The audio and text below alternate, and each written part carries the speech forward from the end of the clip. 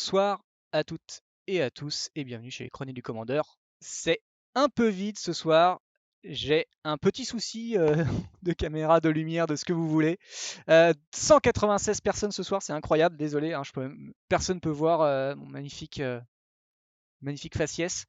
Du coup, on va faire la banlist. On va avoir donc OneSoak et F20 qui sont avec nous, donc on va les présenter. Et apparemment, donc la banlist est tombée, donc on va pouvoir enquiller rapidement sur cela.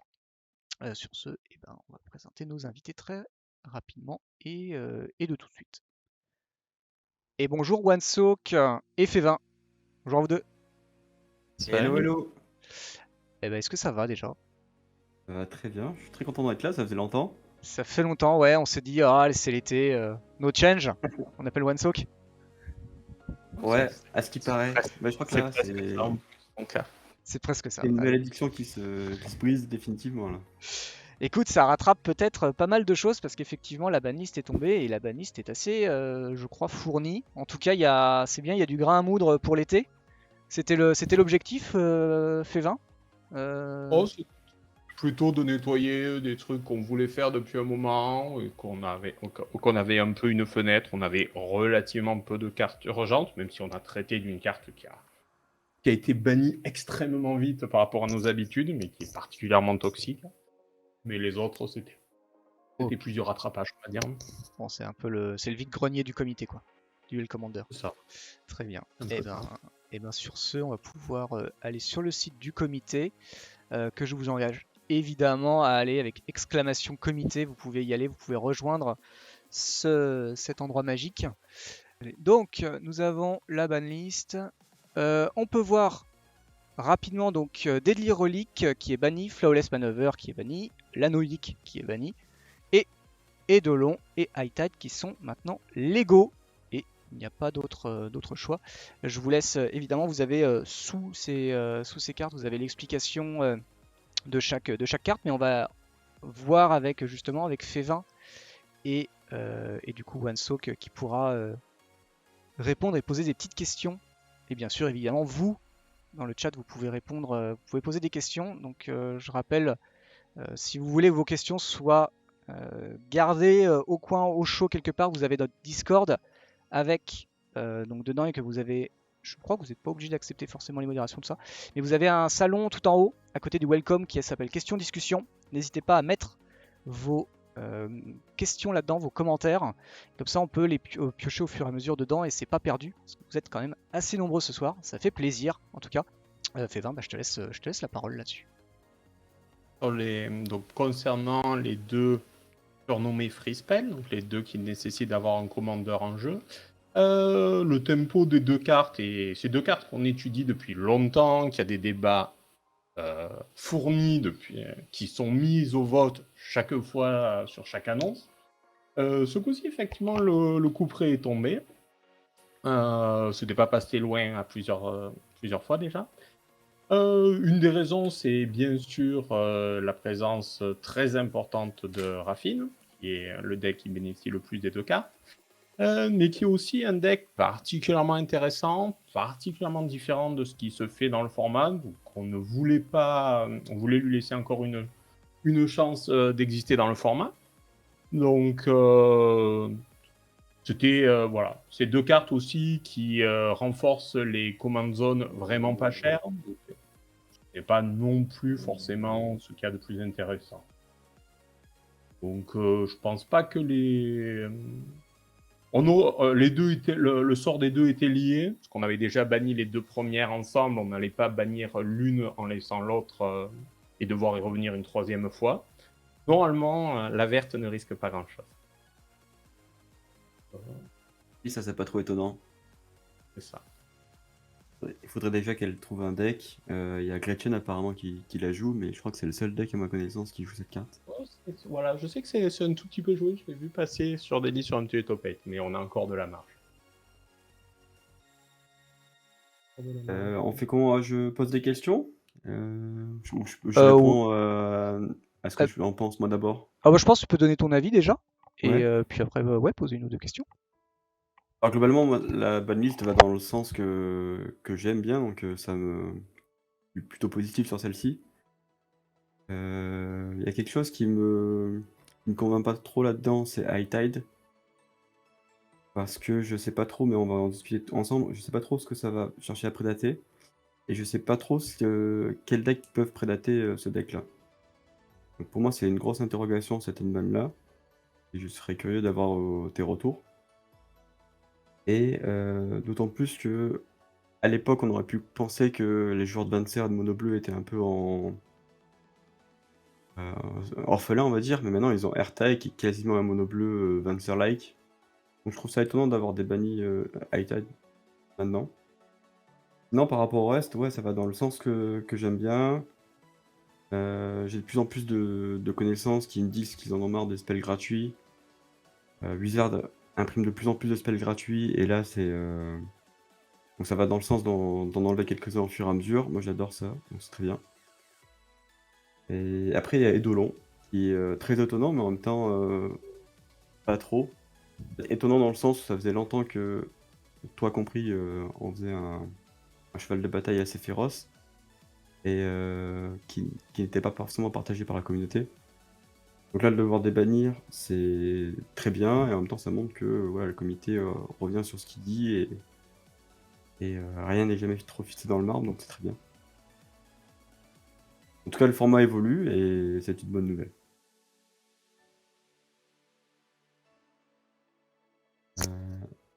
Après, ouais, si tu veux, on peut directement passer sur High Tide dans un premier temps. Je préfère faire dans l'ordre. Dans l'ordre, ok. Dans l'ordre, donc la Donc, suivante. moi, T'as j'ai pas une de question qui revient pour particulière pour les- Flawless Manover, principalement. Vas-y, c'est le meilleur moment. J'ai l'impression que ça, au-delà de nerfer Raffine principalement et Yoshimaru, qui sont deux decks très dominants, j'ai l'impression que indirectement ça va booster Control qui n'aura plus peur de faire des brasses, alors qu'avant Control était toujours dans la panique de est-ce que t'as Flawless, est-ce que tu l'as pas, tu l'as. Là maintenant, Control n'aura plus peur de ça et pourra vraiment se commit dans une brasse. Donc Après, ça la renforce vraie. Control indirectement. Est-ce que c'est voulu ou est-ce que c'est un dommage collatéral Alors, pour c'est Agon? pas voulu, c'est un dégât collatéral, mais qui est pas tant vrai que ça, parce que la brasse de contrôle, c'est toxique déluge au final. Et manœuvre irréprochable, ça marche pas dessus. Ah, quand... La brasse qui prend démonique, qui va chercher sur démonique, c'est toujours toxique. Donc voilà. Ouais. Oui, Et quand je vois les listes de Tivit, par exemple, il y a 4 Vras, dont une qui est toxique, effectivement, mais 3 autres qui sont bien des Vras purs, quoi. le démonique tutor est quasiment un toxique déluge, ça gros. Donc, mais oui, c'est perçu, quoi. C'est perçu comme problématique. On n'a pas une des solutions qui est apportée à des decks plus contrôle, on y reviendra plus loin, c'est d'ouvrir l'éventail des choses qu'il a affrontées. Et c'est quand on parlera d'High qu'on verra en quoi ça rééquilibre le format et ça permet de rendre les Vras moins pertinents. Mais c'est un peu lié, pour le coup, de refaire exister combo. Et du coup, ça rééquilibre le format vis-à-vis d'effectivement manœuvre irréprochable qui affaiblit, qui renforce un peu les Vras. Le deuxième point, c'est le Repas Immortel, c'est indirectement, ça nerf énormément Noir, qui, justement, grâce à DT et d'autres cartes de tuto, avait à sa disposition une carte d'Edil, alors que d'habitude, c'est plutôt réservé aux blancs. Donc noir, non blanc, on va dire plutôt. On s'accroche ça, mais Rutstein ou des choses comme ça, qui avaient à l'époque cette présence de Repas Immortel pour exiler des cartes de créatures s'ils en avaient besoin. Là, il perd cette option-là, ça fait du coup énormément de mal à tout ce qui jouait noir sans blanc. Pareil, est-ce que c'est un dommage collatéral comme ça, ou est-ce que c'était voulu aussi de baisser le nombre d'exiles dans le format? Pour le coup, si ça renforce la color paille, c'est pas si grave que ça. Hein. Parce que exilé, ce n'est pas normalement techniquement exilé depuis le jeu, c'est pas techniquement une fonction noire. Donc, établir la color balance c'est plutôt un bénéfice non voulu, mais qui existe que réellement un dégât collatéral. Ok. Est-ce que Du tu coup, veux... Vous voulez passer à la carte suivante, du coup? Paul, Vas-y. il me semble. Eh bien, Cet anneau unique, du coup. l'anneau unique, effectivement. Alors, il y a des gens chez qui ça se surprendra parce que c'est trop tôt pour eux. En fait, il y a deux écoles. Il y a ceux qui vont dire que c'est trop tôt par rapport aux gens lesquels ça peut surprendre. Et il y a ceux qui vont dire, au final, c'est pas plus fort que d'autres drop 4 du format, à savoir Season Engineer ou Miskebu. Qui est plutôt vrai en l'occurrence, je trouve. Donc, je suis curieux d'avoir tes ressentis sur le fait que est-ce que c'est trop tôt ou pas. Et est-ce que c'est pas plus fort que Minsk au final, et pourquoi lui et pas Minsk, par Alors, exemple. bon, on aurait clairement pu la laisser traîner, parce que souvent c'est ce qu'on choisit de laisser traîner les cartes et pas de les bannir aussi vite. Après, là, on est vraiment sur une carte qui a un power level extrêmement élevé, qui est toxique de manière évidente. Par exemple, le Pro Tour moderne de ce week-end a quand même vu 42% des decks la jouer, quoi. Qui est Ouais. gigantesque. La Ouais, si carte on est revient sur le Pro Tour, certes, ça a donné un gros coup de boost à Tron. Au final, dans le top 8, il y a Amulet aussi. Mais dans le top 8, il y a quand même beaucoup de Témur qui ne le jouaient pas. Il y a un Rakdos-Cam qui gagne le tournoi qui ne le joue pas non plus. Je me trompe pas. Donc au final, l'apport est mitigé même en moderne aussi. 42%, c'est gigantesque. Hein. Et une carte qui rentre à 42% en moderne, ça n'existe quasiment jamais. Ok. J'ai lu quelque part que si c'est Tron qui gagne, c'est que le format il est pas sain. Je sais pas si c'était une punchline ou si c'était un truc un peu sérieux de dire que le format il est pas forcément sain s'il y a beaucoup de Tron qui gagnent. Je suis pas vraiment d'accord en plus. Pour le coup, ça fait partie des decks les moins toxiques du moderne, qui est de toute façon pas le format le plus sain qui existe. Mais concernant One Ring, donc sans aller sur les autres formats, Ouais. c'est aussi une énorme demande des communautés internationales. Voilà, il y a eu Ok. sur une communauté sud-américaine notamment, il y a eu un tournoi où il y avait 8 One Ring dans le top 8 avec 8 decks relativement différents pourtant. Ça fait beaucoup de bruit localement et qui a énormément agacé la communauté. C'est vrai aussi dans d'autres communautés internationales où on a eu pas mal de retours comme quoi la carte était vraiment très impopulaire. En France, effectivement, il n'y a pas eu énormément de retours très négatifs sur la carte, mais c'est un peu lié aux spécificités de la communauté française où, où les joueurs de contrôle ont plus accès, ont plus des leaders d'opinion et du coup critiqueront moins The One Ring, alors que dans d'autres communautés nationales, les leaders d'opinion sont plus partagés entre des joueurs d'aggro, des joueurs de contrôle et autres, et où du coup le ressenti sur One Ring a pu s'exprimer plus facilement. J'ai l'impression aussi qu'en France, le fait qu'il y ait eu la conférence au CDF, sur laquelle les membres du comité ont dit que l'anneau unique avait un power level qui était assez fort pour le format et que ça serait sûrement banni à terme. Ça n'a pas forcément motivé les gens à l'acheter et à investir dedans pour au final l'avoir banni 2 semaines plus tard ou 2 mois plus tard. Alors C'est pour ça. que à l'international, peut-être que les gens n'ont pas eu ce discours-là et du coup ont été moins frileux à l'achat. Oui, non, non, effectivement. Pourtant, il est joué, cet anneau unique 1, c'était un bon achat quoi, pour le jouer dans le format. Ah Mais,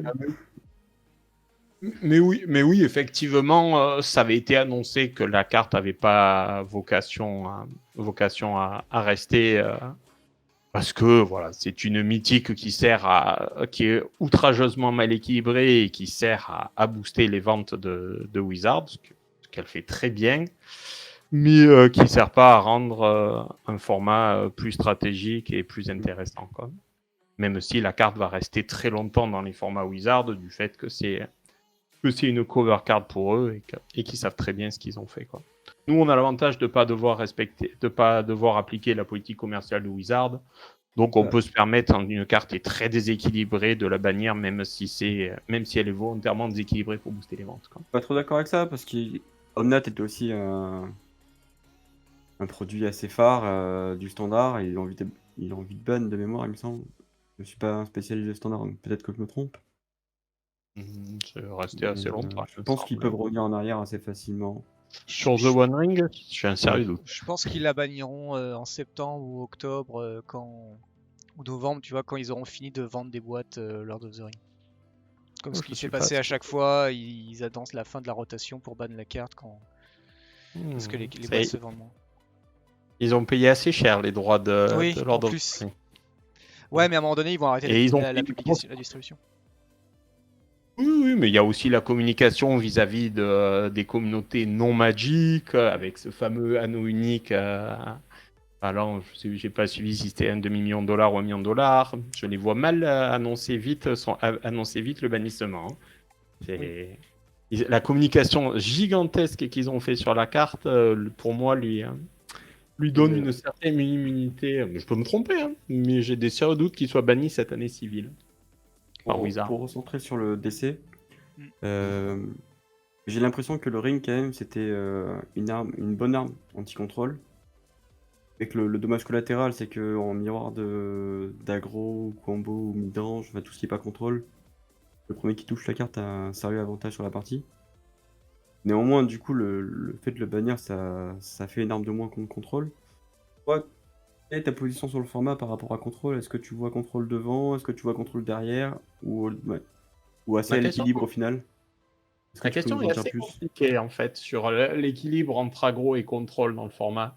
Parce que la valeur brute donne l'impression qu'aggro est devant. Mais les gagnants des gros tournois, surtout en France, sont tous gagnés par contrôle. Ouais. Du coup, c'est assez difficile de déterminer qu'est-ce qui est devant quand l'un gagne, on va dire, mécaniquement par force du nombre, mais l'autre gagne tous les tournois majeurs en France, parce que c'est déjà pas vrai à l'international. Et il ne faut pas oublier qu'on n'est pas un French Commander, qu'on a une vocation internationale. Donc la question de l'équilibrage entre aggro et contrôle est ambiguë, a été beaucoup débattue au sein du comité. On a beaucoup débattu sur cette annonce. Il y a eu énormément de cartes qui ont été soumises à des votes. Et c'est pas tranché. Et pour le coup, The One Ring, pour moi, ça rentre en dehors de la définition d'aggro contrôle ou même de combo. C'est une carte qui se joue pour sa puissance brute et par son équilibre stupide, qui fait qu'elle peut être jouée dans n'importe quel archétype, vu que le problème, c'est pas la carte en elle-même et ce qu'elle fait dans un plan de jeu, c'est la puissance brute de la carte, indépendamment de tout plan de jeu. On voulait pas aussi laisser l'anneau avec High Tide à cause de l'interaction entre High Tide, Mind Over Matter, avec l'esprit dépasse la matière, et l'interaction entre l'anneau unique et l'esprit dépasse la matière qui aurait été un problème aussi. Est-ce que tu es en train de dire que si Minskebu était incolore, il serait déjà banni depuis longtemps? Oui. Et qu'il est légal juste parce qu'il évolue dans un shell qui est un peu naze? Il est légal parce que il est légal et débattu, on va dire. Ouais. Donc il est soumis au vote régulièrement. Mais oui, ça fait partie des cartes qui rentrent un peu dans cette définition de power level monstrueux et de peu de lien avec une stratégie, que ça peut se jouer dans des decks aggro, dans des decks contrôle, sans aucune logique, juste par la puissance brute de la carte, quoi. Alors j'aurais une petite question, c'est pas moi, c'est dans le chat que j'ai vu sur le Discord. C'est surtout sur Flawless et Deadly Relic, en fait, c'est la question pourquoi du coup, quitte à avoir banni des sorts gratuits, ne pas avoir banni force de négation et force de volonté. Bon, il y avait d'autres sorts évidemment gratuits, mais c'est quand même ceux-là qui sont les plus joués en ce moment. Techniquement, je crois que Solitude est plus joué que Force de Négation. Mais oui, Force of Will est le spell gratuit en mana, mais qui n'est pas gratuit, contrairement à Deadly Relic et à Flawless. C'est juste gratuit en mana, il y a un card disadvantage induit sur la carte quand même. Ça a été un peu débattu, mais pas tant que ça en fait. Parce que c'est un apport historique au format, ça participe à la finesse du gameplay, de ne pas pouvoir être certain de pouvoir jouer son spell décisif parce qu'il y a toujours une certaine menace de Force of Will, surtout si l'adversaire a joué un tuteur un peu avant, un Demonic Tutor par exemple. Donc ça a été un brin débattu, mais les 2 cartes sont quand même, ouais, le regrouper en free spell est quand même pas mal abusif, parce qu'une Force of Will, c'est quand même beaucoup moins gratuit. À la fois parce que ça a une contrainte de deck building, il faut avoir un décompte de cartes bleues suffisant, et à la fois parce que quand elle est jouée, il y a mine de rien un card disadvantage évident qui est fait. Mais oui, ça a été un tout petit peu débattu, mais ça n'a pas été dans les débats les plus enfiévrés, on va dire. La question de Grand Maths, elle est pertinente par rapport à High Tide, mais On va les répondra faire. tout à l'heure par On rapport à le fera d'abord. l'expérimentation. On va les faire dans l'ordre, ça sera pas plus mal. Sinon, ça va être un peu brouillon, quoi. Alors, quelle carte tu veux Dans l'ordre de l'annonce, il me semble que c'est Eidolon la suivante. Allons-y pour Eidolon, du coup. Alors Eidolon, il y a beaucoup à dire parce qu'il y a un bon historique avec toi. Et où est-ce que tu as quelque chose à rajouter de toi de ton côté parce qu'il a pu te motiver à changer d'avis? Rien ne dit que j'ai changé d'avis déjà. Ok. Déjà, mais je répondrai pas. Concernant Eidolon, globalement, le niveau, le power creep fait que la carte est quand même nettement moins forte que quand elle a été éditée ou quand elle a été bannie. Donc ça participe pas mal au fait qu'elle puisse être débannie. Ensuite, on veut renforcer Combo, qui a Combo non réanimateur, qui a quasiment disparu du format. Mais on veut mettre quelques garde-fous, et pour le coup, Eidolon, fonctionnellement, c'est très bien pour affronter des decks combo.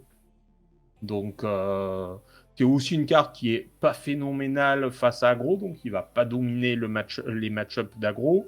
C'est un outil pour éviter que le débannissement simultané d'High Tide soit hors de contrôle. Ça participe à l'équilibre.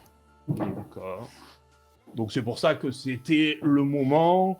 Et il y a aussi effectivement le power creep qui a rendu la carte moins impactante. Après, la carte a toujours son problème historique, qui est de favoriser la version la moins intéressante de rouge aggro, et de favoriser Burn et de défavoriser Red Dead Queen. Après, je trouve personnellement qu'à part Feldon, la carte en elle-même, il n'y a pas eu de nouveauté côté rouge, que ce soit en Burn en tout cas, depuis très longtemps. Donc, par rapport aux autres archétypes qui ont énormément gagné de cartes, c'est pas choquant de lui redonner une carte de la bonne liste, à mon avis. Donc, elle n'a pas le power level de Prix du Progrès, évidemment. Et dans le même temps, Feldon en tant que tel, en tant que CZ, c'est pas si menaçant que ça quand on voit les chiffres, les résultats en tout cas. Alors que sur le papier, Feldon ça a l'air assez monstrueux dans le méta, mais pourtant personne ne perf avec et c'est assez surprenant. Donc ça veut bien dire aussi que quelque part peut-être que le deck est moins fort qu'on le pense sur un gros tournoi. Le troisième deck qui fait le plus de résultats quand même, Feldon. Égalité avec Aragorn sur le dernier mois. Mais effectivement pas en France où le biais. Gros tournoi significatif, j'ai l'impression. Ça dépend ce qu'on appelle un gros tournoi significatif. Est-ce que le 8e d'un tournoi à 40 joueurs est beaucoup moins significatif que le 2e d'un tournoi à 12 joueurs? C'est toujours le problème. Hein. Sur MTG Top 8, le choix, c'est de considérer que sur chaque tournoi, on prend une proportion des résultats qui les met à une significativité proche. Après, les très gros tournois sont à part, bien sûr, quand il y a 100 et quelques joueurs, là, il y a du talent supplémentaire. Il y a du talent supplémentaire, la préparation supplémentaire. Mais entre le 8e d'un tournoi à 30 ou 40 joueurs et le finaliste d'un tournoi à 12 joueurs, l'écart de significativité n'est pas si énorme que ça. Et pour le coup, pour Red Dead Queen, il ne faut pas sous-estimer les performances qui sont aussi meilleures à l'international qu'en France. Après, typiquement, j'ai fait un tournoi à Prague cette année. J'ai pas trouvé qu'il y ait beaucoup de Feldon dans la salle et qu'en plus le deck était archi présent aux tables. Certes, il y en a un en top 8, mais à part celui-ci, Ou bien, dans à la un haute table, moment, il y avait pas grand-chose. Après, c'était une époque où il y avait Diada et Ogak, qui étaient des prédateurs assez effectivement, au gars, efficaces contre Feldon. Donc, mais en tout cas, Après, pour le- de ma maigre expérience internationale, on n'est pas retenu que c'était quelque chose d'omniprésent à l'étranger non plus. Après, il faut bien trouver où ils sont. C'est quand même Mm. le troisième deck le plus représenté dans les tops. Donc, il doit y être un endroit. Mais c'est pas un deck qui fait beaucoup de bruit, quoi. Mm. Quand quelqu'un gagne avec Ogak, tout le monde va pas à la table en disant, avec Ogak, avec Burn, tout le monde va pas à la table en disant attention, il y a un Burn. Tout le monde dit ok, il y a un Burn, on s'en fout, c'est un Burn. Quoi. C'est toujours le problème du ressenti par rapport à un peu la brutalité des chiffres. Exactement. Et Après, on est que tous biaisés à ce niveau-là, ça c'est normal aussi, c'est l'être humain.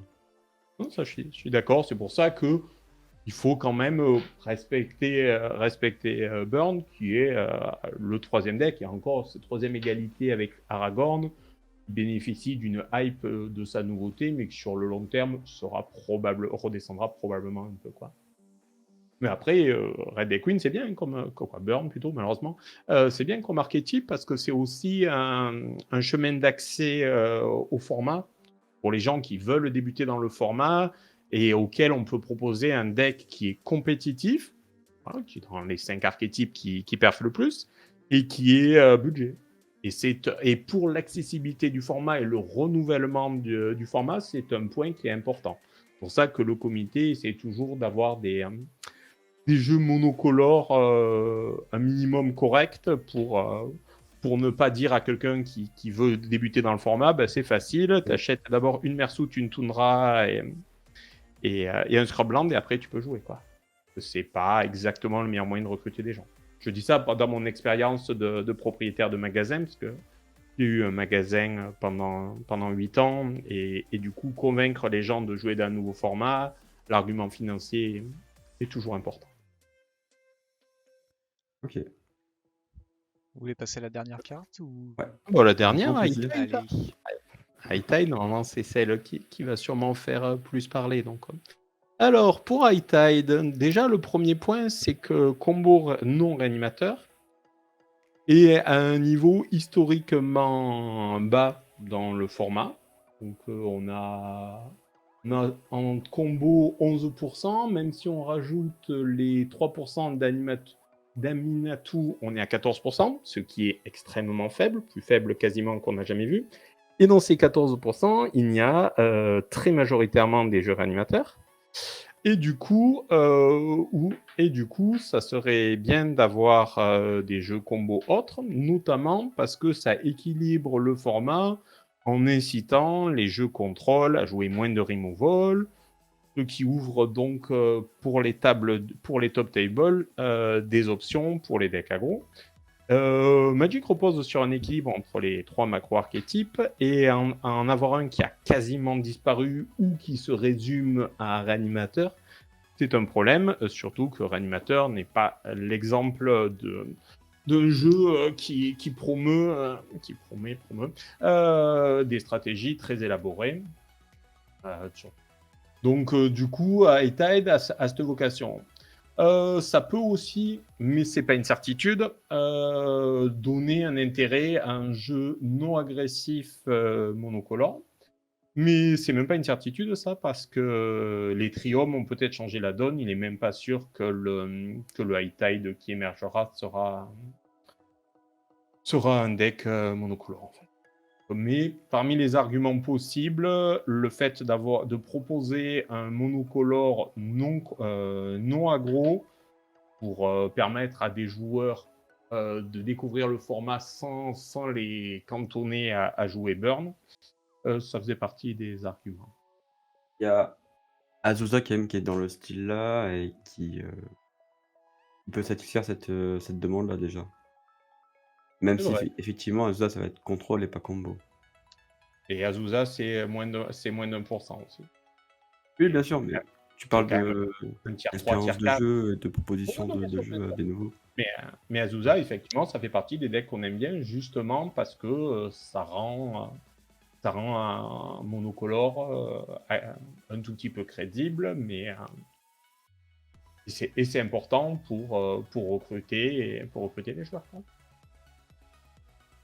C'est aussi un deck spectaculaire, High Tide. C'est aussi, ce Ah, qui est moi, aussi un j'ai avantage pour certains joueurs qui veulent voir autre chose que des mythiques à 9 lignes de texte prenant des anti-bêtes, quoi. Et j'ai ceux pas mal qui de questions sur High Tide et beaucoup de craintes. Comme je te disais tout à l'heure, j'ai commencé le format en 2018 où c'était l'âge d'or de High Tide. J'ai connu sous diverses façons, divers decks, donc avec Baral qui a été ban, puis Jace qui a été ban, puis Teferi qui a été ban. Là, entre-temps, Teferi et Jace ont été déban. Donc j'ai très peur que qu'on soit nous dans ces decks-là. Et à l'époque, contre aggro, c'était vraiment l'autoroute pour High Tide. Donc moi j'ai peur que aggro se fasse prédater là-dessus. Et j'ai une question à te poser, c'est que pensez-vous en débannant High Tide? Est-ce que vous pensez que ça va prédater quelque chose? Est-ce que ça va prédater contrôle? Et aussi, quel type de deck vous pensez qui vont être intéressants à build pour prédater High Tide? Si demain, moi, High Tide est surperformant et que je veux contrer High Tide, quel deck je dois rapporter en tournoi pour faire ça? Alors, il y a une question avec pas mal de tiroirs, donc je vais répondre à Bien sûr, bien sûr. Je me plusieurs permets, trucs. je me permets pendant que tu réfléchis à comment répondre que j'ai lancé un sondage à ce propos sur iTad. Super. Alors, Voilà, déjà, court parmi sondage. les arguments que tu as cités, tu as commencé en 2018. En 2018, High Tide, c'est 3% du format. Et donc, un quart à peu près de ce qui est actuellement Raffine ou un tiers de ce qu'est Yoshimaru. Donc, il y a quand même pas mal de marge avant qu'High Tide soit dominant. Déjà, le premier point. Ensuite, High Tide, ça va rendre les removals moins bien. Parce que avoir des mains gavées de Supreme Verdict et autres spot removal face à High Tide, c'est extrêmement dangereux. Du coup, indirectement, ça va aider aggro, parce que les decks control vont devoir limiter leur nombre d'anti-bêtes pour mettre autre chose. C'est autre chose qui sera vraisemblablement des cartes moins bien face à aggro. Donc, aggro est techniquement plutôt bénéficiaire de l'existence d'un deck combo, sous réserve que le deck combo ne soit pas trop explosif. High Tide, c'est pas la définition exacte d'un deck combo explosif, parce que ça nécessite d'avoir un certain nombre de landes montables. Donc, globalement, c'est pas ce qui fait le plus peur à des decks aggro. Après, bien sûr, ça dépend de quel aggro. Si c'est un aggro qui a zéro interaction et qui essaye de prendre de vitesse High Tide, comme Burn ou Yoshimaru, effectivement, eux seront un peu en danger. Parce que c'est jamais la bonne approche d'essayer de prendre strictement de vitesse un deck combo. Par contre, des decks qui à l'heure actuelle subissent la domination de Yoshimaru, qui sont des decks combo, des decks agressifs, un peu plus structurés, avec des contres, avec la défausse, avec quelque chose, de la restriction de mana aussi. C'est des decks qui marcheront assez facilement sur High Tide parce qu'ils lui proposeront ce qu'il y a de pire pour un deck combo, de la pression et des éléments de contrôle. Donc ça permet de rééquilibrer l'offre d'aggro en la diversifiant, en évitant que ça soit juste qui a mis une 5-5 pour 1, qui a mis une bet ward qui grossit de manière scandaleuse, même si Raffine est armé pour le coup, parce que lui il a accès à des solutions. Mais ça ouvre un peu les agros qui à l'heure actuelle sont défavorisés par la simplicité du format avec Yoshimaru qui est dominant en puissance et les removals sont dominants en termes de popularité. Et du coup, High Tide qui renverse un peu la table aidera plutôt ces decks combos, ces decks agressifs un peu plus structurés. Pour ta question, si dans ton metagame local, High Tide avait des dominants, jouer un deck aggro avec des contres ou de la discard serait la solution. Et donc, Baltor ou j'oublie toujours son nom, le général de 40k en bleu-rouge. Gerson serait deux decks très bien calibrés pour, mettant une pression et ayant un contre à un moment pour dire, pour retarder le départ que High Tide sera obligé de forcer. Mais effectivement, Burn ou Yoshimaru seront pas très très bien pour affronter ce problème. Ok. D'ailleurs, la remarque que quelqu'un a mis dans le chat, effectivement, ça renforce un peu Raffine et c'est un des problèmes de débannir High Tide. La remarque de Jace Mind Sculptor est extrêmement pertinente. Ça a été un des soucis quand on a débattu de l'unban High Tide. Pour toi, Tempo, ça défonce High Tide. Ah oui, pour avoir beaucoup joué combo à haut niveau sur dans à peu près tous les formats possibles, Ouais. quand tu joues un deck combo, ce que tu ne veux pas affronter, c'est un deck qui te met à la fois une cloque et qui est capable de te mettre un stop à un moment, quoi. Parce qu'un deck qui te met une cloque sans aucune interaction, tu as juste à calculer quel tour tu pars, surtout dans le cadre d'High Tide qui est pas un jeu carte A plus carte B, qui est un jeu d'accumulation. Au plus il part tard, au plus il peut passer en force.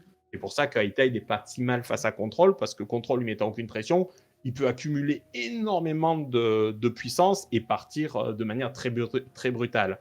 À l'opposé, face à un deck qui a zéro interaction, comme Burn, il peut, même si Eidolon donne une interaction, il peut calculer le tour où il va mourir et partir, ou essayer de partir le tour d'avant.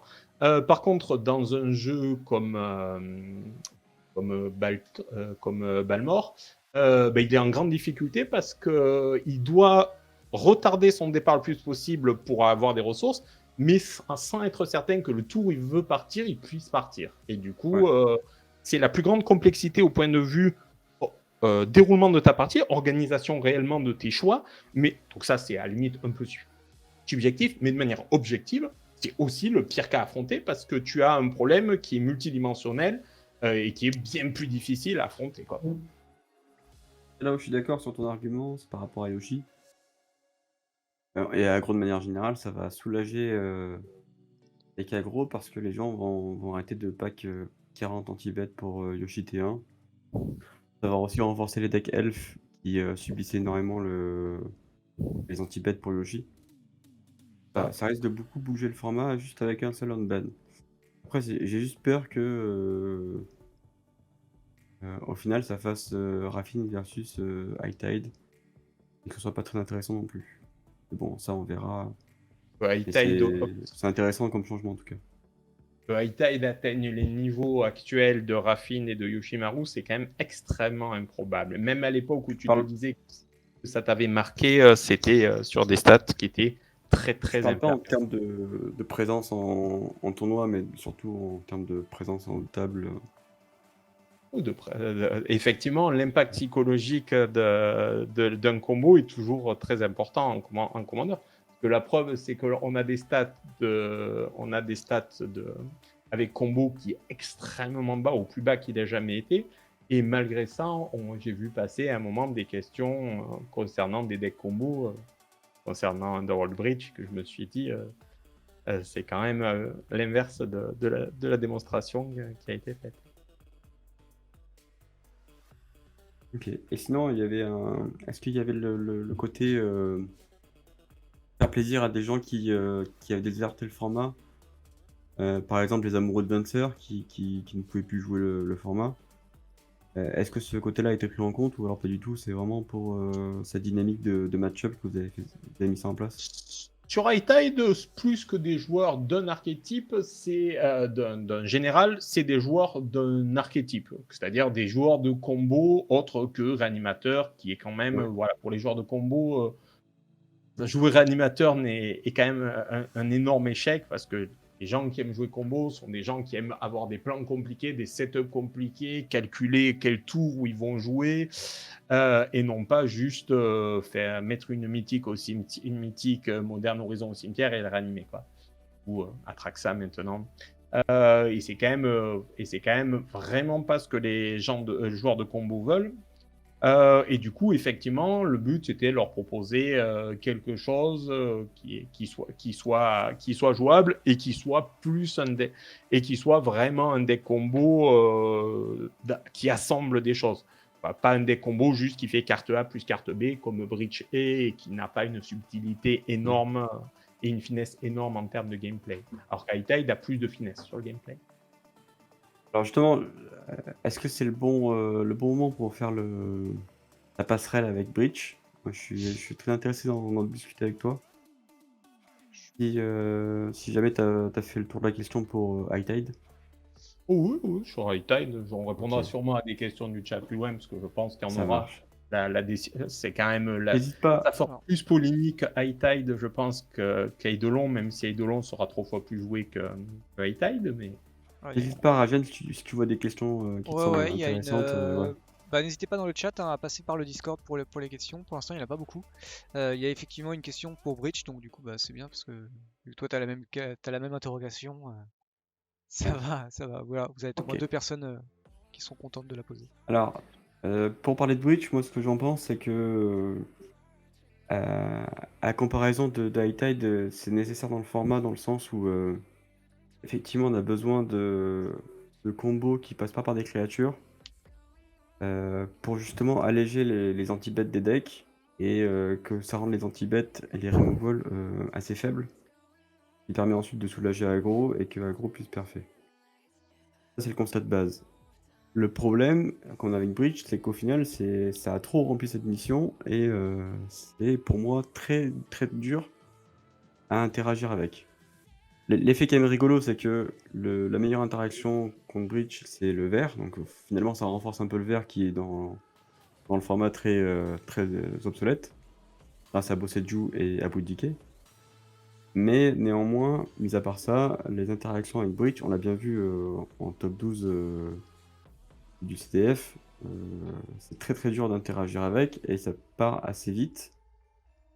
Au départ, on se disait que Breach serait idéal contre contrôle et sous-forêt contre aggro. In fine, quand on voit les résultats et les performances des gens et les retours de ces gens-là, j'ai pas l'impression qu'aggro leur pose trop de problèmes, mis à part des stratégies très burnish. Et dans ce cas-là, j'ai l'impression que ça fait le beurre à l'argent du beurre. Donc toi, quelle est ta vision, quel est ton point de vue par rapport à Breach? Est-ce que tu penses que c'est sain dans le format? Est-ce que tu y laisses encore un peu de temps pour voir comment on va s'adapter par rapport à Hightide? Quel est ton ressenti par rapport à ça? a priori, c'est un peu plus qu'un peu de temps qu'on va lui laisser. Mais concernant Breach, il y a quand même vraiment une disproportion entre le ressenti et les statistiques. Ce n'est absolument pas dans les 10 decks qui font le plus de top 8. Et pourtant, on a des questions chaque fois. Parce que pour la même raison que j'ai expliqué tout à l'heure, quand on voit quelqu'un gagner avec Burn, on fait OK, Burn a gagné. Quand on voit quelqu'un gagner avec Breach, on fait oh mon dieu, c'est une combo, c'est immonde. Mais voilà, objectivement, sur Breach, le seul problème qu'a Breach à l'heure actuelle, c'est qu'il est trop peu représenté et que combo est à des stats vraiment misérables. C'est plus ça le problème, et la question devrait être plus comment on fait Alors, pour renforcer le deck que pour le bannir. on a Vu on a l'impopularité de Breach, c'est pas l'option qui a été prise. L'option qui a été prise, c'est d'ouvrir un deck qui est plus subtil, plus avec un deck building plus intéressant, qui est High Tide. Mais à l'heure actuelle, le problème de combo non réanimateur n'est absolument pas sa domination, mais sa quasi inexistence. alors ça, c'est curieux. Dans le passé, on a déjà vu des decks qui étaient peu joués, par exemple Nagila, et qui était pourtant on connaissait sa puissance et le ban était légitime, même s'il était un peu tôt. Ça, c'est le premier point. Et le deuxième point, c'est que certes, il y a pas beaucoup de joueurs, mais au final, ils sont très réguliers avec C'est d'ailleurs le et pied principal de et Breach, en fait. et C'est que eux-mêmes les gens qui jouent Breach, s'expriment en disant que c'est trop fort pour eux. Quand un pilote commence par dire que pour lui, le deck est trop fort dans le format, c'est dommage de pas l'écouter en général. alors, le problème, c'est que, en fait, on va essayer de pas de vexer personne. Euh, Ok. concernant Breach, les gens qui jouent Breach sont déjà peu nombreux. Sont des joueurs qui sont assez nettement au-dessus du niveau moyen des joueurs. Et du coup, mécaniquement, vont entraîner que l'archétype a un bon taux de pénétration, parce que les joueurs qui le jouent sont des joueurs qui sont très supérieurs à la moyenne des joueurs. Ce sont aussi des joueurs qui veulent garder cette certaine aura de mystère et de dire « moi je suis un joueur de Bridge, je ne suis pas un joueur de Burn ». Donc, ils ont tout intérêt pour garder leur image à dire que leur deck est trop fort. De dire il est trop fort, mais moi je peux le jouer parce que tu comprends, je suis un bon joueur, alors que toi tu peux pas le jouer. Et du coup, le fait que les gens qui jouent Breach disent que Breach est trop fort, c'est de la narration.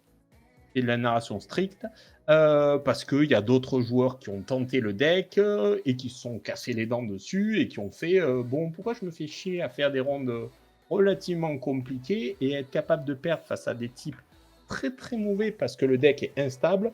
Pourquoi est-ce qu'à la place, je jouerais pas un deck contrôle extrêmement stable de type TV, Taminatu ou autre, ou un deck réanimateur qui va même jouer combo, qui m'assure à 100% de battre des joueurs médiocres, plutôt que d'exploser en vol sur un deck combo relativement instable.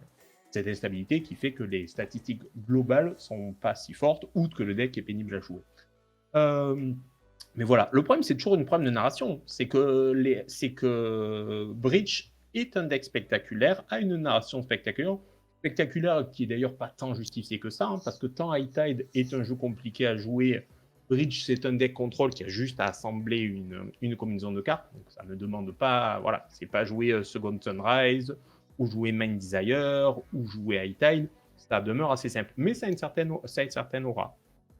Après, une des solutions que j'ai exprimées déjà publiquement me concernant sur Breach, pour moi, la solution, c'est Lotus Petal, qui est ce qui rend la combo relativement explosive. S'il n'y a plus Lotus Petal dans le format, Breach, ça se fera écraser face à Gros et ça demeurera un prédateur à contrôle, l'obligeant à jouer des anti-bêtes. Le problème, c'est Ouais, Petal, c'est je, pas Breach. je rejoins la phrase de NewTrader sur le chat. Pour toi, le Breach est beaucoup plus simple à jouer que High Tide, mais quand je vois les lignes de High Tide, j'ai l'impression qu'elles sont au contraire plus simples que Breach. Et justement, moi, en tant que joueur, je vais parler de mon expérience perso. Mais en tant que joueur, j'ai l'impression que pour moi, Breach est le deck le plus fort du format. Néanmoins, j'ai aussi l'impression qu'il demande pas mal de goldfish et de temps pour s'adapter au deck. Et en fait, j'ai un peu la flemme de me pencher dessus. C'est paradoxal si je veux être un grinder, mais voilà, on fait tous des choix. Et je suis plus motivé, là, tu me dis demain, dans 10 jours, je dois faire un tournoi. Plus motivé à basculer sur High Tide parce que j'ai l'impression que l'engagement, l'investissement, il est moins important que sur Bridge qui, à mon sens, demande plus d'investissement pour démarrer. C'est beaucoup plus dur à jouer Breach que High Tide. L'inverse, High Tide que Breach. High Tide, c'est un deck d'accumulation reposant sur une masse critique, là où Breach est un vulgaire deck carte A plus carte B assez simple. Le Breach, c'est entouré complètement de légendes urbaines. Ce n'est pas dur à jouer, c'est un peu cher à builder, ça, ok. A beaucoup de couleurs. Les perfs, ce n'est absolument pas le meilleur deck du format. Si c'était le meilleur deck du format, ça aurait des stats. Là, ça n'a pas de stats. Ça a une réputation, une aura mystérieuse, spectaculaire. Mais il n'y a pas de format où le meilleur deck du format performe à 1 ou 2% et des decks moins bons performent à 4%. Il n'y a pas aussi de format où il y a un deck mystérieux qui est le meilleur deck du format, mais où par contre les top 8 sont gagnés par Tivit et par des decks contrôle. Par rapport à ton argument de tout à l'heure, qui a fait KM Jazzy sur le chat, mais je vais pas revenir sur ça. Autant pour Jules, on est assez d'accord pour dire que c'est un très bon joueur et voilà, ses performances sont plutôt biaisées quand il joue un deck parce que forcément de base il va être meilleur que les autres.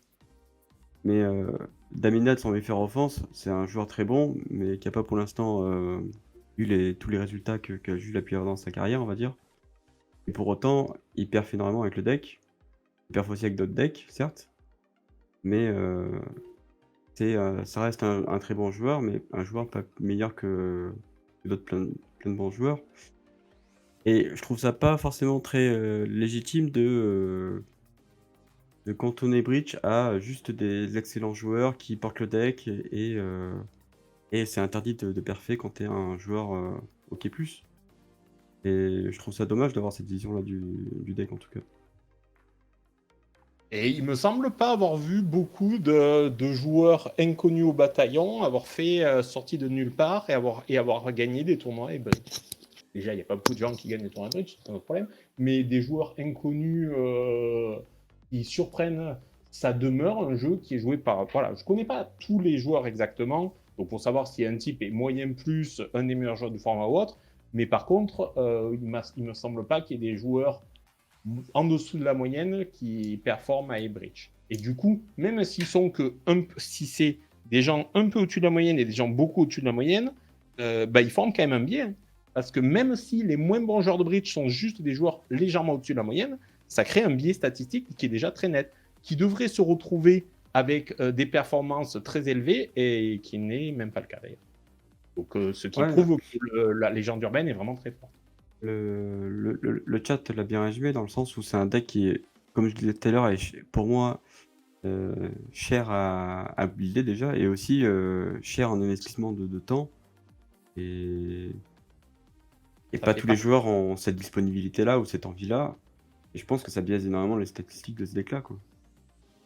Les cartes peuvent être prêtées, il y a de tout, quoi. Et comme la plupart du temps, il faut que le deck soit joué, effectivement, ou en tout cas par plus de gens pour que effectivement les stats puissent remonter pour le comité.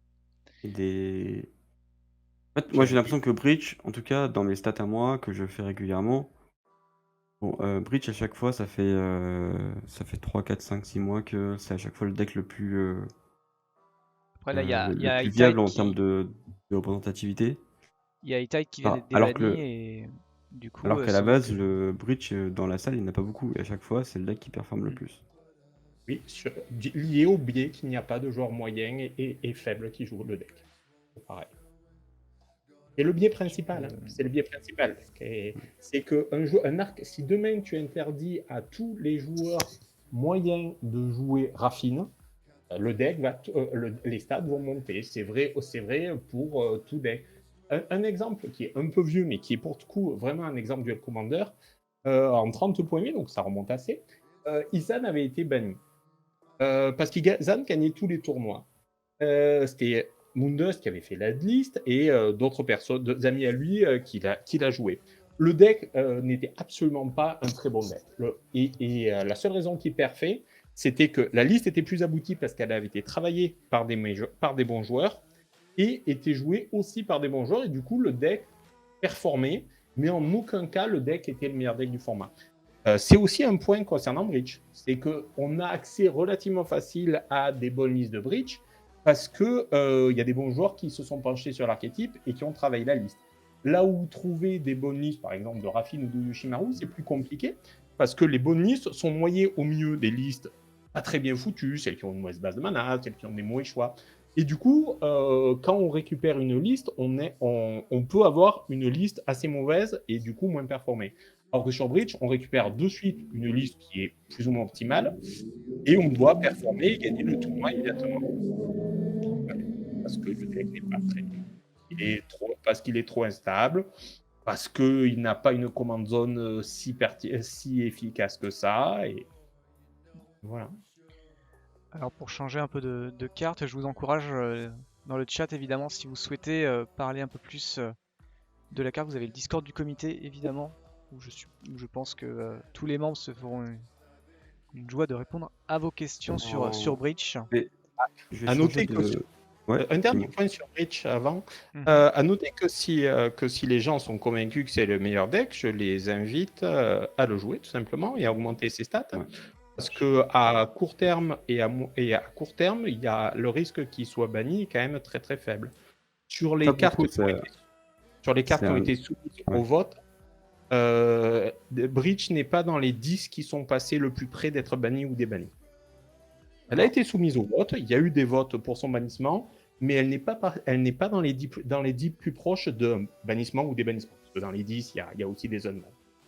alors, si vous souhaitez, d'ailleurs, je sais que tu as soulevé l'argument du monétaire sur le deck. Sans forcer la promotion, on fait chez les Chroniques du Commandeur des tournois online. Donc sur Calcatrice, donc comme ça, vous pouvez évidemment monter n'importe quel deck que vous souhaitez. L'inscription du tournoi est d'environ 4 € si vous ne faites pas partie de l'association. Et un petit peu moins cher si vous faites partie. Du coup, je vous encourage si vous voulez tester le deck et essayer justement de faire monter les stats parce que les tournois des chroniques sont retransmis sur MTG Top 8. Donc n'hésitez pas à venir à la reprise de septembre-octobre avec des decks Breach pour montrer effectivement que ce n'est pas forcément le joueur qui fait que le deck est si puissant que ça. Voilà. Et je pense qu'il y a d'autres tournois online via Cocatrice qui peuvent exister et qui vous permettent de tester le deck sans justement mettre beaucoup de frais dedans. Vous pouvez aussi venir jouer sans jouer Breach. Hein. On appréciera ces joueurs qui ne jouent pas Breach aussi pour Parce que si pour on, a préserver 30 notre win rate. si on a 32 joueurs Breach, bon, c'est compliqué. Breach gagnera au moins. Breach gagnera au moins, c'est sûr. On va passer, si vous voulez bien, à d'autres Il y a questions. une dernière carte que je voudrais Alors, vas-y, passer en revue vas-y. hors de la banlist et après j'aurai des questions un peu différentes. J'aurai une carte de pour la banlist, mais vas-y. Ok. Est-ce Plus que légère. Bowmaster a été Ah bah, c'est celle-là. surveillé comme carte récemment ajoutée dans le format? J'ai pas entendu. Bowmaster, l'orquiche Les de maîtres Lord archers of the orques. Week. Orcish Bowmaster, ça marche. Est-ce que pour toi c'est une carte qui apporte plus des problèmes que de solutions ou voilà, quel est ton ressenti par rapport à ça? Alors, la carte est bien sûr horriblement mal équilibrée et scandaleusement mal foutue, beaucoup trop forte. Mais après, c'est Fire, hein, la théorie du design de Wizard qui est de produire des cartes mal foutues pour augmenter les ventes. À succès d'ailleurs, parce que Magic se porte très bien.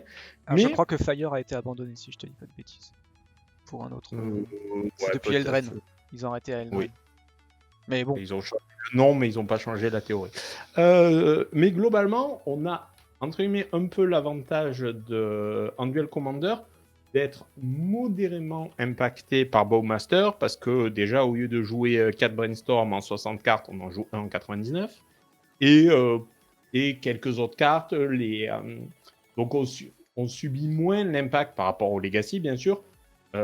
Et même par rapport au moderne, où effectivement Brainstorm n'est pas légal, mais où il y a quand même plus de piocheurs et plus de... Donc la carte est honteusement mal équilibrée, il n'y a aucun doute sur ça, mais on en est raisonnablement protégé des excès en Duel Commander pour le moment. Mais effectivement, c'est une carte qui ne devrait pas exister. Et peut-être qu'un jour, c'est une carte qui pourrait être bannie dans le format, mais qui n'avait pas l'impact actuel qu'a eu The One Ring en termes d'exposition dans le format. Parce que la carte est pas mal affaiblie par la structure Singleton. Et ce qui nous arrange plutôt. Ok. Alors pour info, c'est vrai que je l'ai pas montré. Il y a eu 53% des gens qui ont pensé que High Tide allait être problématique. Voilà, à la suite de cette annonce. Et globalement, 50% des gens qui ont voté étaient satisfaits de l'annonce au global. Je n'avais pas précisé les stats, je n'avais pas annoncé les stats. Donc une bonne annonce, mais avec High Tide qui fait peur, globalement. Voilà, vraiment, c'est ça. Ce qui est logique que High Tide fasse peur. Les unbans font toujours plus peur, et Eidolon ne fera jamais peur, c'est une carte de burn. Les cartes de burn ne font jamais peur. Et alors qu'High Tide est une carte de combo spectaculaire. Quelque chose qu'on a dû débattre 10 minutes tout à l'heure pour un deck qui n'avait pas de stats, donc a fortiori pour un deck qui est plus impressionnant, c'est logique que ça fasse peur. Et bien sûr que quand on a envisagé de unban High Tide, on s'est dit c'est dommage parce que d'habitude on unban des cartes parce que c'est populaire comme mouvement. Et là, pour le coup, on va débannir une carte qui n'est pas très populaire à débannir, ce qui est un peu Mais le but du comité c'est pas un concours de popularité. Et le but, c'est d'essayer d'obtenir un format qui soit sain, équilibré et ouvert, même si les décisions pour y arriver sont parfois impopulaires. Voilà. Une des meilleures décisions qui avait été faite dans le format a été une des plus impopulaires. Ça a été quand on a banni Cavern of Stone et Wasteland. Et pourtant, Dieu sait qu'elle n'a pas été populaire, cette annonce. Ouais, mais je crois qu'avec du recul, Avec elle du est très recul. populaire et appréciée cette décision. Mais Avec il a fallu Bud, beaucoup de recul. qui est un éternel insatisfait, mais Il a fallu beaucoup de recul. Alors j'aurais une autre question de cartes, et puis après on pourra passer à tes questions si tu en as d'autres, Wansok. Donc j'ai une petite question concernant Akiri et Essior. Il y a quelqu'un dans le chat qui se pose la question sur ces deux cartes qui sont toujours sur la banlist. Est-ce que tu as des choses là-dessus, Feva? Alors, sur Essior, globalement, le gameplay est vraiment pas intéressant. Donc, débannir des cartes pour rendre le format moins intéressant, c'est pas notre objectif. Même si, objectivement, le power level de la carte est peut-être tout à fait acceptable, et c'est possible, j'argumenterai pas vraiment là-dessus, j'argumenterai juste sur est-ce que Essior rend le format plus intéressant? C'est à peu près sûr que non. Va-t-on débannir des cartes pour rendre le format moins intéressant? Pas forcément. On va pas forcément bannir toutes les cartes qui rendent le format moins intéressant parce que on peut pas bannir une infinité de cartes. Mais par contre, débannir, c'est quelque chose qu'on fait relativement rarement. Et si on le fait, c'est dans le but d'améliorer le format ou de résoudre des problèmes. Et si on ne résoudrait aucun problème et n'améliorerait pas le format. Indépendamment de son power level, c'est donc pas un unban pertinent et envisagé. Ok. je suis d'accord avec ça. Ouais, vas-y, je te laisse. Essior, on a déjà Wilson qui fait à peu près le même taf. Et globalement, empêcher l'interaction, pas forcément très intéressant à Magic. C'est pour ça aussi que Geist est bien là où il est. Et concernant Akiri, par contre, je suis un peu plus. Moi, le ban me va très bien. Mais je comprends les arguments des gens qui me disent que au final, il faut absolument gérer Yoshi. C'est facile de gérer Akiri dans la foulée également. Si on peut faire pour l'un, on peut le faire pour l'autre. On a d'autres decks qui sont assez oppressants avec une CZ Baku dans le format, par exemple Kinan, qui pourtant ne perd pas du tout. Donc ça veut dire que ça pourrait être acceptable d'avoir une CZ2 qui peut être oppressante. Voilà. Moi je suis content de ce ban, mais je comprends ça me choquerait pas qu'à terme ça soit débanni. Par contre, Essior, ouais, je préfère que l'empêchement de l'interaction soit pas dans le format. Du coup, Sur Akiri, du coup. Sur Akiri, il y a eu un débat. Ça a pas. Il a été relativement vite tranché parce qu'on était très loin d'avoir assez de personnes pour son unban, mais la question s'est posée parce qu'il y a des arguments objectifs qui permettent de dire est-ce qu'Akiri, dans le format, rendrait le format plus intéressant, notamment parce qu'en termes de deck building, c'est un peu différent Akiri et on a tendance à vouloir favoriser ou aider des jeux qui sont relativement originaux, comme par exemple Raffine, qui bénéficie beaucoup de la mansuétude du comité justement parce qu'elle a un gameplay qui est relativement original. Et donc sur Akiri, la question de son unban, en termes d'intérêt stratégique et d'originalité, est pertinent. Après, c'est pas parce que c'est intéressant que ça doit forcément être débanni, parce que ça demeure partenaire, qui trahit quand même en partie l'identité couleur du format, parce qu'au final, on va jouer Akiri comme command zone et quelque chose juste pour artificiellement ouvrir des nouvelles couleurs, ce qui n'est pas tout à fait l'esprit Après, de je suis l'identité couleur. pas d'accord dans le sens où que ça n'ouvre rien. Je trouve que l'archétype midrange ou aggro avec l'artefact, il est assez. Il est pas très présent dans le format, donc ça pourrait être intéressant de le débloquer grâce à Akiri. Après, est-ce que c'est intéressant de l'avoir? Je sais pas, mais en tout cas, cet archétype-là n'existe pas trop actuellement. Non, je suis assez d'accord qu'en termes d'intérêt dans le format, c'est tout à fait crédible, hein. C'est tout à fait crédible, parce que ce que j'ai dit, hein, le deck build est original, donc ça a un intérêt en termes de deck build et de possibilités, donc un intérêt qui existe. La question, est-ce que c'est, même s'il y a un intérêt, est-ce que le deck a pas un risque d'être oppressant? First Strike, c'est pas aussi ce qu'il y a de plus intéressant dans les mémoires d'aggro quand même. C'est un peu pénible d'avoir une bête First Strike. Tant Essior est pénible parce qu'elle limite les interactions et les anti-bêtes, First Strike, ça limite aussi les interactions et les phases de combat. Un Akiri en bloc, bah, ça retient un peu une armée, et pour une carte à 2 mana, c'est un peu un problème. C'est pas le pire keyword, First Strike, mais c'est un keyword qui a un léger problème. Surtout Oui, je avec suis beaucoup de... d'accord. Surtout vigilance aussi. Ah, ça, Typiquement, on l'a vu récemment avec Glissa qui a Initiative Death Touch. il y Le a des problème, c'est que c'est soit la elle reste pire en défense, combinaison. soit elle attaque, mais elle peut pas faire les deux. Là, c'est assez compliqué à ce niveau-là.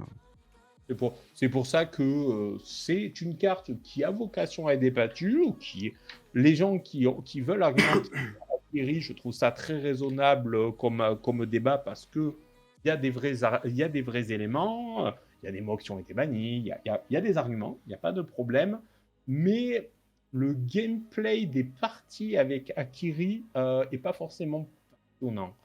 C'est un deck qui est plus intéressant à construire qu'à jouer. Et du coup, c'est pour ça que ça n'a pas été débanni. Arden qui est évoqué dans le chat, c'est pour le coup quelque chose qui est dans le même cas qu'Essior, c'est-à-dire quelque chose qui a un gameplay affreusement inintéressant et qu'on ne s'est pas réellement posé la question est-ce que le power level justifiait l'unban ou pas. On a juste arrivé sur c'est inintéressant en termes de gameplay, donc on va pas débannir les cartes juste pour rendre le format Ouais. moins intéressant. Surtout qu'en vrai, j'ai l'impression qu'il y a une hype autour de Harden. Mais Kemba, qui est sorti il y a 6 mois, fait à peu près la même chose, en un peu moins bien certes, mais fait à peu près la même chose, et pourtant ça n'a jamais été testé dans le format. Donc le fait que si déjà Kemba n'intéresse pas, j'ai du mal à voir pourquoi les gens s'intéressent à Harden alors qu'au final, Kemba a moins de couleurs, peut-être. Moins de liberté certes, ouais. C'est quand même une différence. Partner, ça a toujours ce problème d'ouvrir exactement les couleurs qu'il faut. Et après, que Kemba soit pas joué, je m'en plaindrai pas non plus. C'est pas non plus le gameplay le plus intéressant qu'on puisse imaginer. Une des particularités du Duel Commander qu'on a toujours mis en avant, c'est qu'on veut avoir un format qui pousse l'aspect stratégique relativement loin du fait qu'on est complètement délié des problématiques commerciales. Donc du coup, entre un deck qui n'a peu de choix stratégiques et un deck qui offre des interactions, des choix stratégiques, on essaiera toujours de mettre en avant les interactions, les choix stratégiques, les situations complexes. Et toutes les cartes qui simplifient le format sont pas très très bien vues, quoi. Ouais, je suis d'accord avec ça.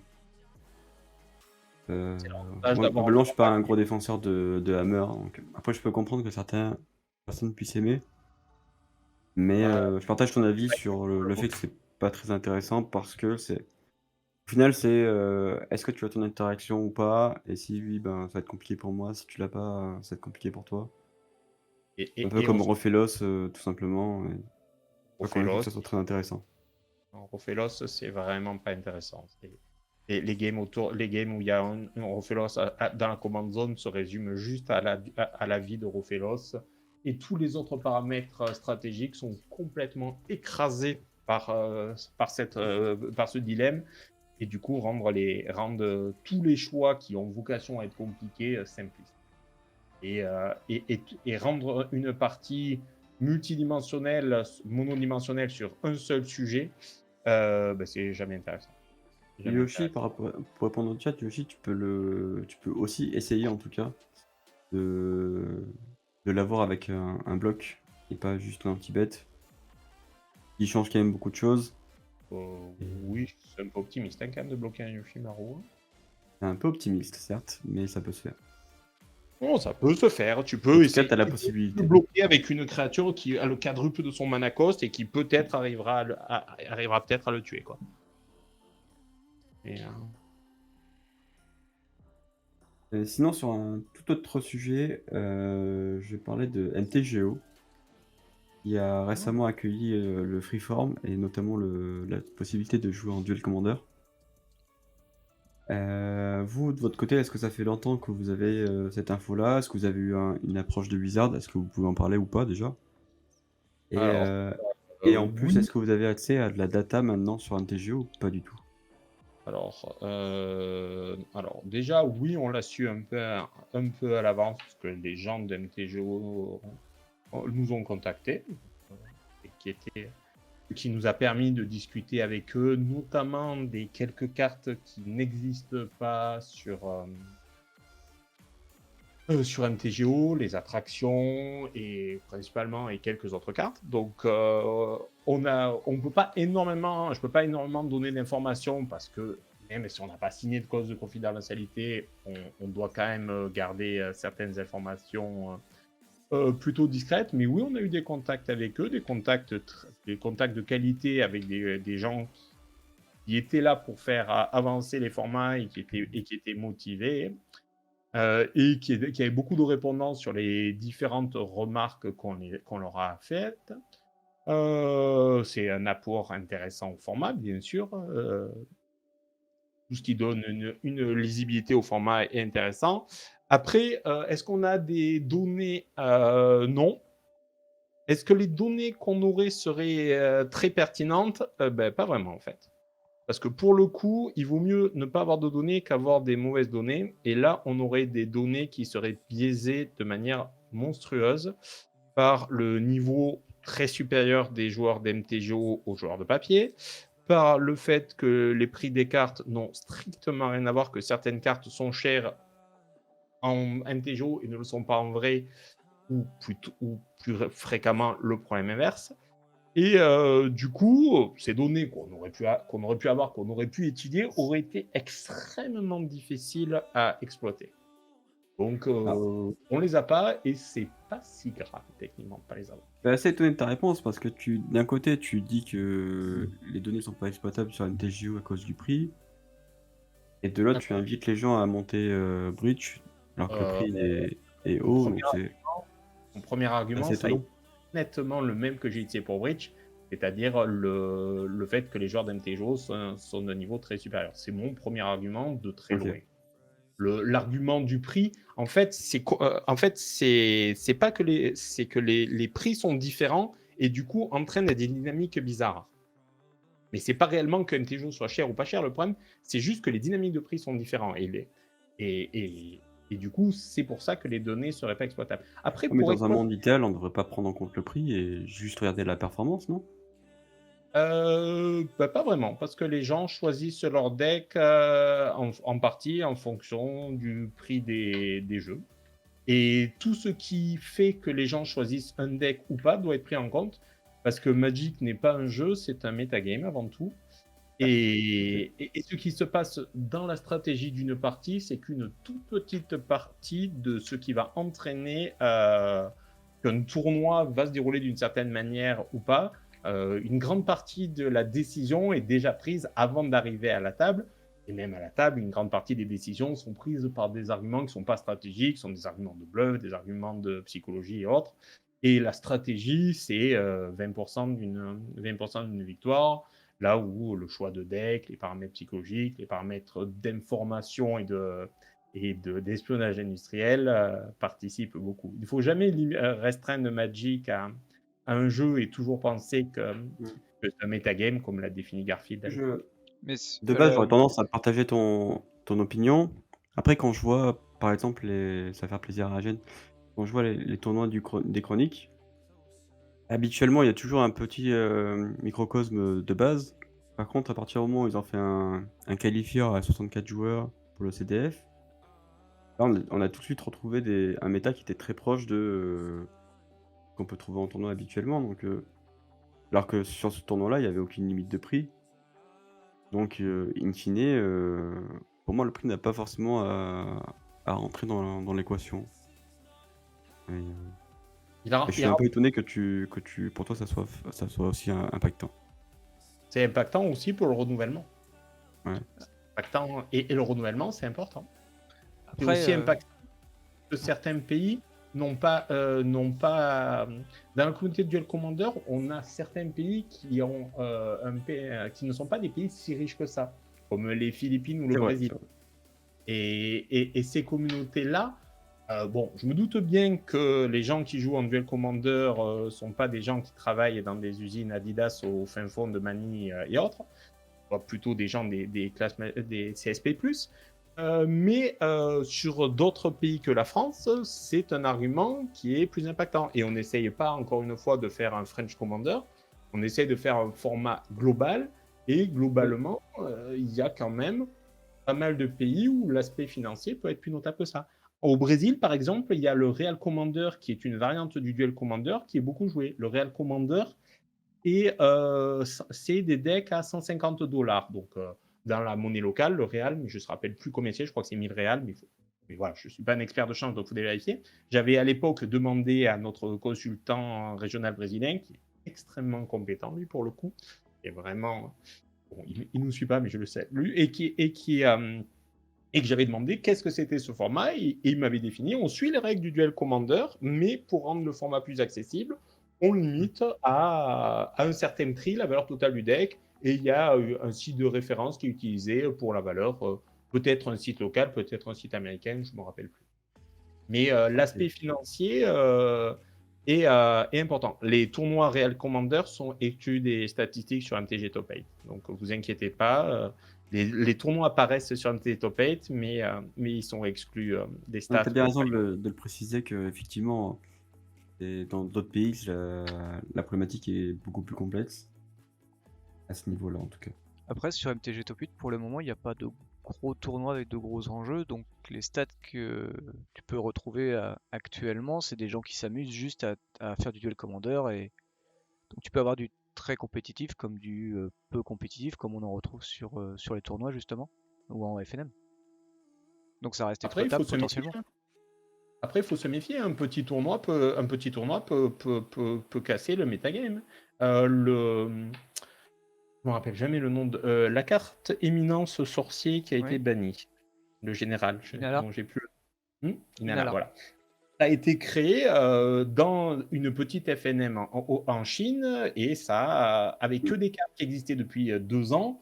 Ça ne reposait pas sur une carte qui venait de sortir, ça reposait juste sur des gens qui se sont posé la question, qui ont deckbuildé entre eux, qui ont fait plusieurs tournois à moins de 15 joueurs, et qui ont pourtant révolutionné le format.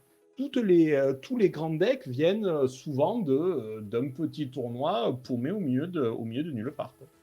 Ah, mais du coup, tu peux avoir Voilà. ce deck-là qui peut arriver sur MTG Magic Online et du coup qui se retrouveront pas sur MTG Top 8 alors que ça peut justement Oui. rebooster le format.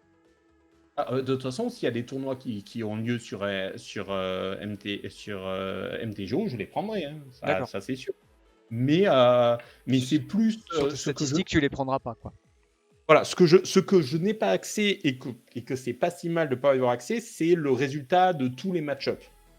Parce que le résultat, la matrice de match-up, c'est quelque chose qui est intéressant à faire, mais qui est extrêmement dangereuse à faire, parce que le moindre biais que tu fais sur ça a des conséquences cataclysmiques.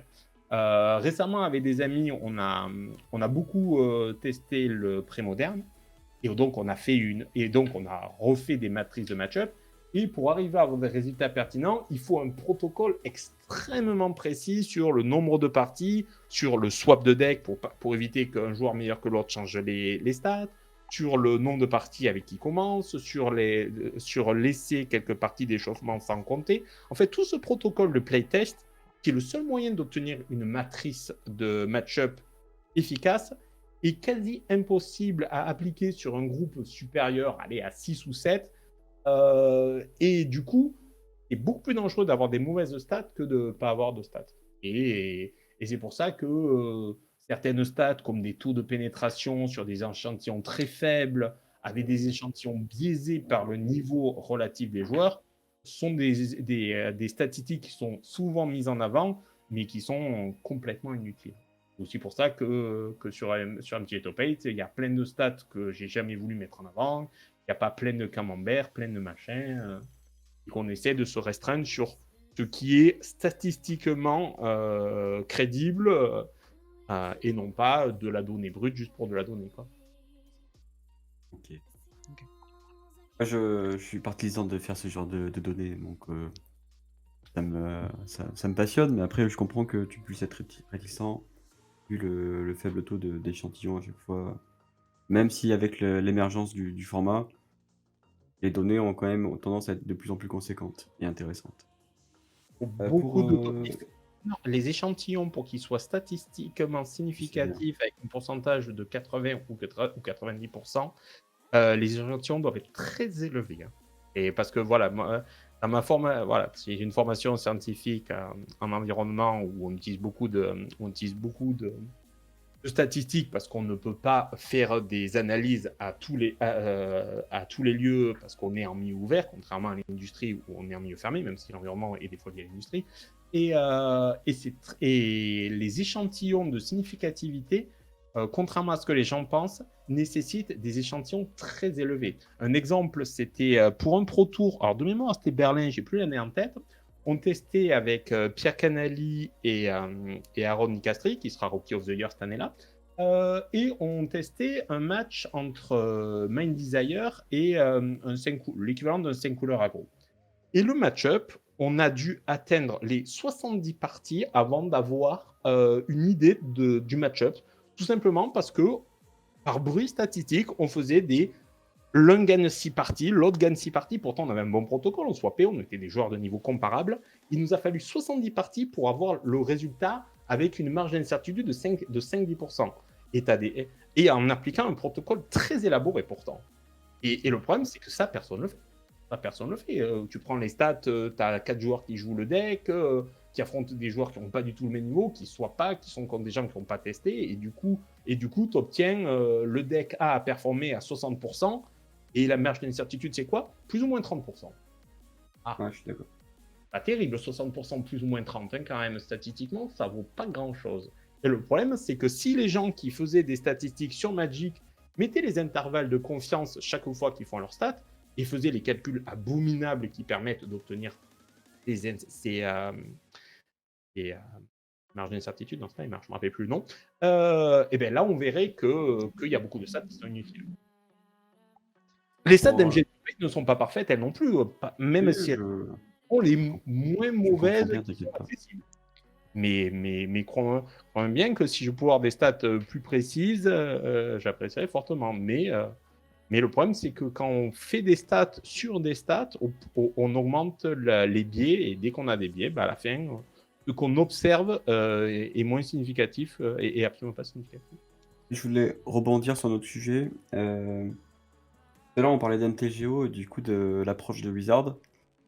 J'imagine qu'avec ça, vous êtes de plus en plus proche de Wizard. Dans le même temps, comme tu disais, comme tu l'as rappelé plusieurs fois à raison, il y a une communauté étrangère aussi qui est très bien présente et de plus en plus présente et c'est exceptionnel pour le format.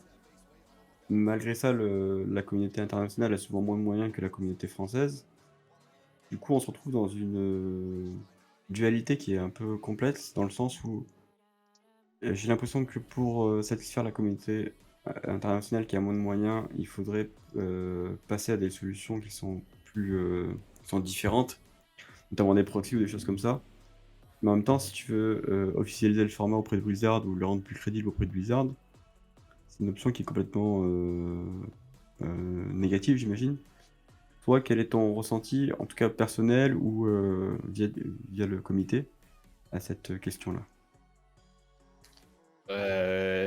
J'aurais du mal à répondre mon avis personnel et mon avis vis-à-vis du comité parce que j'ai un avis qui est différent de plusieurs personnes du comité sur ce sujet. Alors, notamment sur les proxys, qu'il ne faut pas utiliser de manière brouillonne, mais où il serait possible, en cadrant énormément les choses, de faire des propositions intéressantes. Mais effectivement, ça ne nous aiderait pas pour la légitimité vis-à-vis de Wizard. Après, Wizard, globalement, il n'ira pas beaucoup plus loin que ce qu'il est allé. Et n'oublions pas aussi que MTGO, c'est plus vraiment Wizard. Techniquement, c'est des équipes qui sont complètement séparées et c'est pas directement les équipes de Wizard qui gèrent MTGO. Ce sont des équipes qui concertent, mais c'est pas réellement les mêmes personnes. Donc c'est pas parce que le freeform est arrivé sur MTGO que ça prouve quoi que ce soit concernant le format papier. Et loin de là d'ailleurs. Parce que le format papier, Wizard considère que le multijoueur que le Commander est un format multijoueur et n'est qu'un format multijoueur. C'est un format qui leur apporte des sommes colossales et jamais ils prendront le moindre risque pour 2-3 Français, 2-3 Brésiliens et 4-5 Philippins, quoi. Donc, on a des contacts avec Wizard, on respecte les contacts, on essaye toujours à la fois de les aider quand on peut et à la fois de leur dire attention parce que, quand ils sont en train de faire des erreurs, mais il faut pas espérer trop de Wizard. Donc pour toi, je parle à la question pour les joueurs qui débutent et qui découvrent un peu le format Duel Commander. La question du proxy, en tout cas sur la réservoir list ou même les bilans, elle n'est pas à l'ordre du jour chez vous. C'est débattu, on va dire. D'accord. C'est débattu, mais les solutions qui sont envisagées sont des solutions innovantes. Donc, Ok. Donc plutôt en termes de Et réservoir teasing. list ou juste cantonné au bilan, si on a le droit d'avoir 2-3 inside. Ouais, je vais répondre, même si je ne suis pas sûr que ça serait plutôt concernant les bilans. D'accord. Concernant les bilans. Mais il est loin d'avoir une unanimité dans le comité sur ce sujet. Donc voilà. Bon. Je suis plus sensible sur le sujet parce que globalement, je suis plus au contact des communautés internationales que de la communauté française. Je m'exprime assez peu concernant la communauté française. Si aujourd'hui c'est moi, c'est parce que certains sont au Japon, d'autres en déménagement, et c'est assez Avec l'argent du inhabituel. comité. Il se déplace avec l'argent du comité, évidemment. Bah, forcément. Là, Moondust est dans un hôtel 5 étoiles à Tokyo. C'est effectivement avec la manipulation de cours qu'il fait grâce au fait qu'il participe au vote du comité, quoi. Donc, globalement, c'est pour ça que je suis plus sensible avec d'autres communautés. Tout simplement, je suis plus au contact parce que j'ai joué dans pas mal de pays. Et via MTG Top 8, je suis au contact avec des orgas de pas mal des différents pays. Donc, les problématiques d'accessibilité du format, notamment dans certains pays moins riches, sont pour moi assez importantes. Après, le problème, il n'est pas dans tous les pays. En Chine, ils n'ont pas le problème. Hein. Donc ma question À plutôt. l'heure actuelle, il est possible que la Chine soit le deuxième pays, voire le premier pays où il y a le plus de joueurs Duel Commander actuellement. Est-ce que vous pouvez pas faire la police non plus partout et voilà, mais est-ce qu'il y a un souci si un organisateur autorise les proxys, le bilan entre autres en tout cas. Ça ne nous regarde pas. Ça ne nous regarde pas. Et les organisateurs sont libres de faire. Donc ça, c'est la réponse du comité. Après, j'ai été aussi arbitre pendant presque 20 ans. Et il ne faut pas oublier que... et j'ai eu un magasin aussi. Il ne faut pas oublier que autoriser les proxys, c'est une boîte de Pandore parce que ça peut entraîner des problèmes de triche. Ça peut entraîner des problèmes de suspicion de triche. Et ça a plein de conséquences qui sont assez dangereuses. Et c'est pour ça que c'est compliqué qu'un organisateur le fasse indépendamment, seul dans son coin.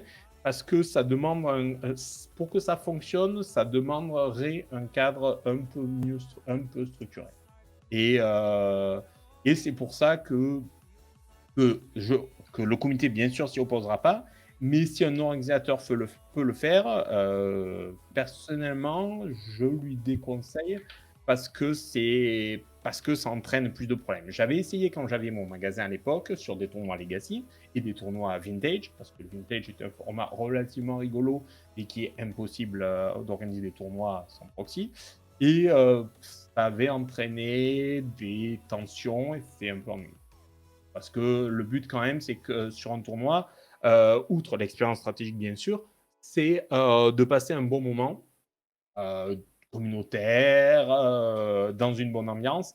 Et les proxys ne participent pas complètement à cette bonne ambiance. Ok. Je pense qu'on a fait le tour des sujets. J'ai pas d'autres questions, en tout cas, j'en ai pas vu Pour non plus dans le Discord. clôturer. Ouais. Pour clôturer la soirée, j'avais pensé à refocus sur toi tant qu'à faire que tu sois là. Vu qu'on te voit pas souvent. Est-ce que tu aurais, toi, des choses à nous dire sur ton avenir, sur le format, comment tu le vois? Est-ce que tu maintiens cette position dans le comité? Voilà.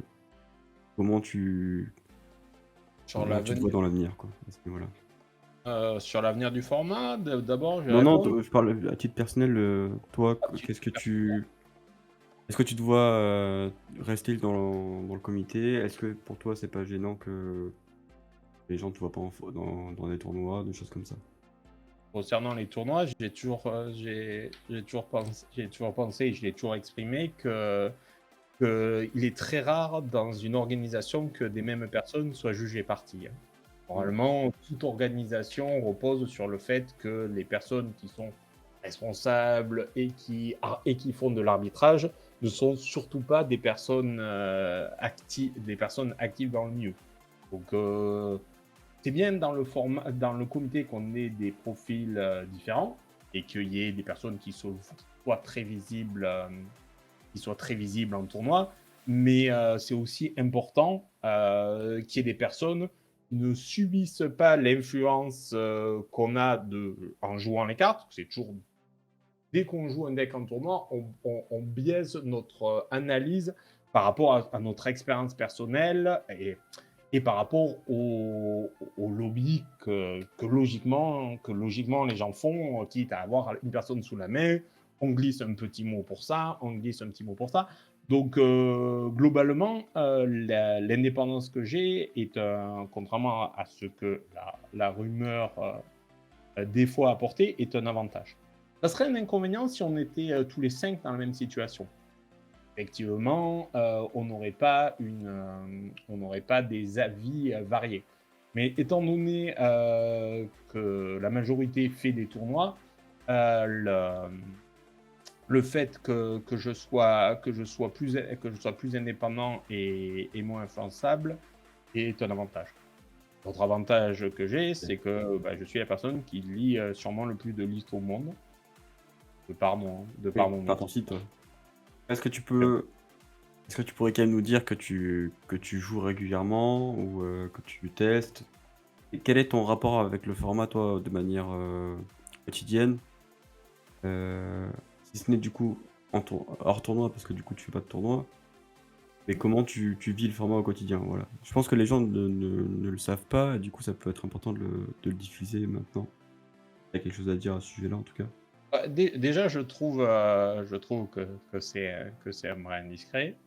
Ah, si j'ai pas de webcam, c'est parce que je tiens un peu à ma discrétion et que je vois pas pourquoi j'ai ce procès en intention que les autres membres du comité n'ont jamais.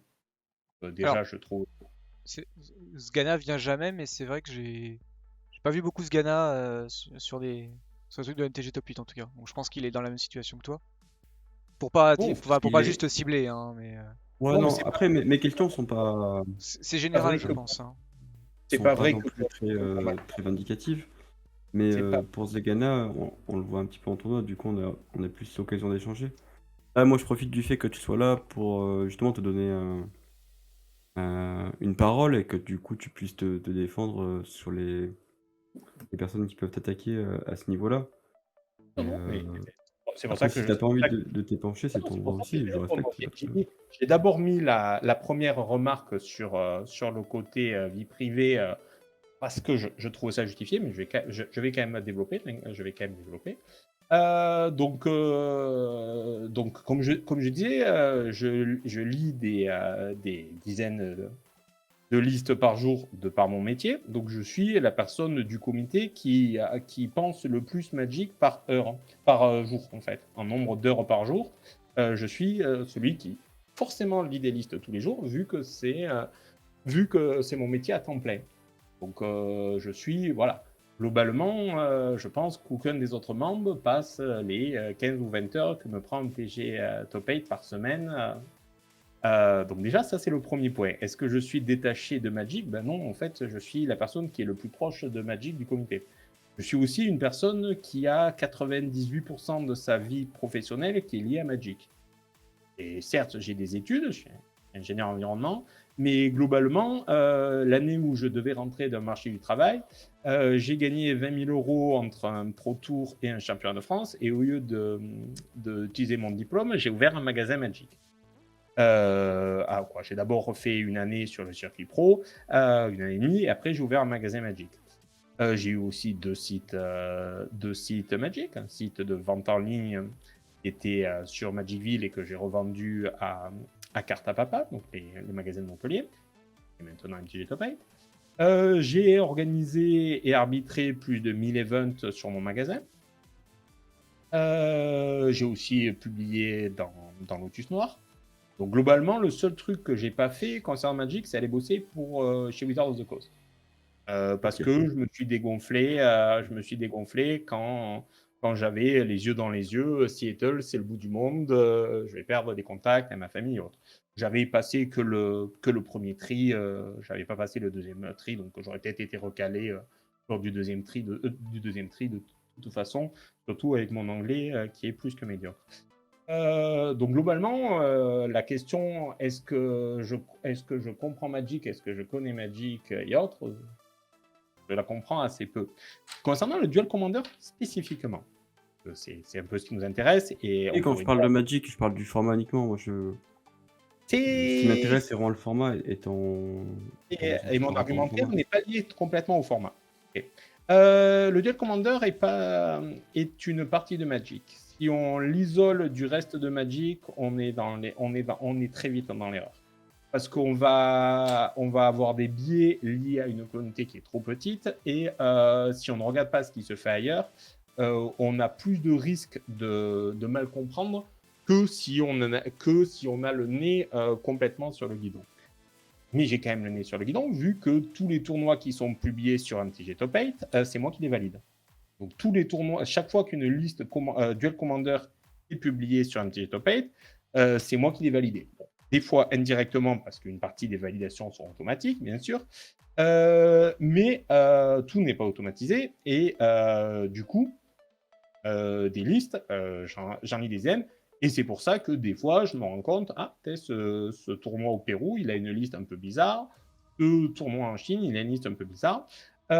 Et du coup, des listes, j'en mange beaucoup. J'ai aussi beaucoup de contacts parce que j'ai eu un magasin. Et du coup, je discute toujours énormément de deck build avec beaucoup de personnes en Duel Commander, principalement. Mais pas uniquement. Et le dernier élément de ta question, c'est est-ce que je joue en Duel Commander? Et ce qui est censé être l'alpha et l'oméga de mes détracteurs. Je vais pas mentir, je joue pas 10 heures en Duel Commander par semaine. Ça, je mentirais si je disais le contraire.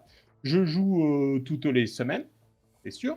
Pas c'est les 15 derniers jours parce que mon meilleur ami avec qui je joue est en vacances aux États-Unis. Normalement, il est en train de chasser du bison à Yellowstone en ce moment. C'est légal ça, toujours? Non, non, mais il faut tant que tu te fais pas prendre, c'est pas un problème. Ah d'accord. C'est bien, heureusement mais que Wizard regarde pas le live. plus, en plus, c'est une faiblesse. C'est pas le genre de là, c'est pas le genre. Voilà, donc je joue dans le format. Je joue pas forcément tous les decks qui viennent de sortir parce que je préfère jouer des decks que j'aime bien. Mes adversaires ne jouent pas non plus tous les decks parce que globalement, j'ai 2 adversaires réguliers et si un deck est fort mais n'est joué ni par moi ni par aucun de mes 2 adversaires réguliers, je peux avoir très peu d'expérience sur le deck en question. C'était le cas par exemple de Ogak. Ogak, je n'avais rien joué de significatif avec ou contre. Voilà, quelques parties vite fait, mais aucune vision. Ce qui fait que quand il y a eu le débat sur Ogak, sur la banliste précédente ou celle un peu avant, j'ai bien dit au comité, je suivrai le mouvement parce que j'ai pas le recul nécessaire sur la question. Parce que ce qui est important une décision collective, c'est de savoir quand il faut se mettre en retrait. Il faut se mettre en retrait, par exemple, sur Ogak, parce que je ne l'avais pas testé. Il faut se mettre en retrait sur Eidolon, car même si je suis convaincu que la carte n'apporte rien au format, les autres personnes étaient convaincues que c'était un unban pertinent, et la communauté le demandait. En fait, ce qui est important, c'est de bien savoir quand est-ce qu'il faut... C'est preuve d'humilité au final. Quand est-ce qu'on ne l'est pas, et quand est-ce qu'il faut choisir de s'effacer. C'est l'avantage qu'une certaine expérience de la vie apporte. J'aurais pas dit la même chose quand j'avais 25 ans, et je peux plus facilement le dire maintenant que j'en ai 40. Ça te va comme réponse? C'était un peu long. Non, mais c'est très bien, ça. Moi, comme je disais, on n'a pas l'occasion de te parler souvent parce que t'es pas, de ton aveu, t'es pas très actif sur les réseaux. Donc c'est bien que tu puisses débattre un peu de tout ce que tu fais. Après, Voilà, n'hésitez pas puis- peut-être à avoir, je sais qu'il y a une page sur les membres du comité, mais vous pouvez, alors je sais très bien que ça sert pas à grand chose, mais ça peut peut-être rassurer des gens ou pas, d'avoir justement le petit pédigré de chacun pour rappeler un peu qui est qui. C'est pas Rappelle mal, ne aussi qu'il y serait-ce a que pour les une. nouveaux en fait, de se dire ok, bah, cette personne-là elle joue dans les Pro Tours et tout, donc oui, voilà, quand elle voit une carte Magic, elle sait à peu près ce que ça fait et pourquoi c'est fort ou pas, quoi. Je me permets de rajouter aussi qu'il y a une FAQ sur le site officiel. Ah, j'y vais pas tous les Vous jours, posez c'est vrai que. des questions et le comité vous répondra du coup ensuite. Oui, ça avait été quelque chose qu'on avait mis en place, mais C'est peut-être d'actualité. qui est moyennement d'actualité parce que, Ok. en fait, le problème, c'est que la direction collégiale est très efficace parce qu'elle permet de ne pas pas prendre de décisions trop brusques. Mais pour As the Committee, c'est assez problématique parce qu'il fallait des validations et du coup, c'était compliqué à maintenir un flot de questions efficace, même si DocFX était motivé, compétent, mais il est motivé et compétent tout le temps. Donc ça change pas selon le sujet. Mais c'était compliqué à faire. Alors, Ok. Est-ce que le chat a d'autres questions ou on peut fermer boutique? alors Écoute, en attendant qu'il y ait une autre question, je vais déjà remercier le raid de Elliot Dragon parce que c'est vrai que je l'ai pas fait. Je l'ai pas placé, j'attendais Bonjour Elliot. la fin. Bonjour Elliot, bonjour aux Dragonitos qui arrivent. Du coup, ce soir, on était sur un live annonce comité qui s'est déroulé, donc ça fait déjà plus d'une heure et demie qui déroule. Donc, on a eu pas mal de bans et de débans, ce qui est très rare.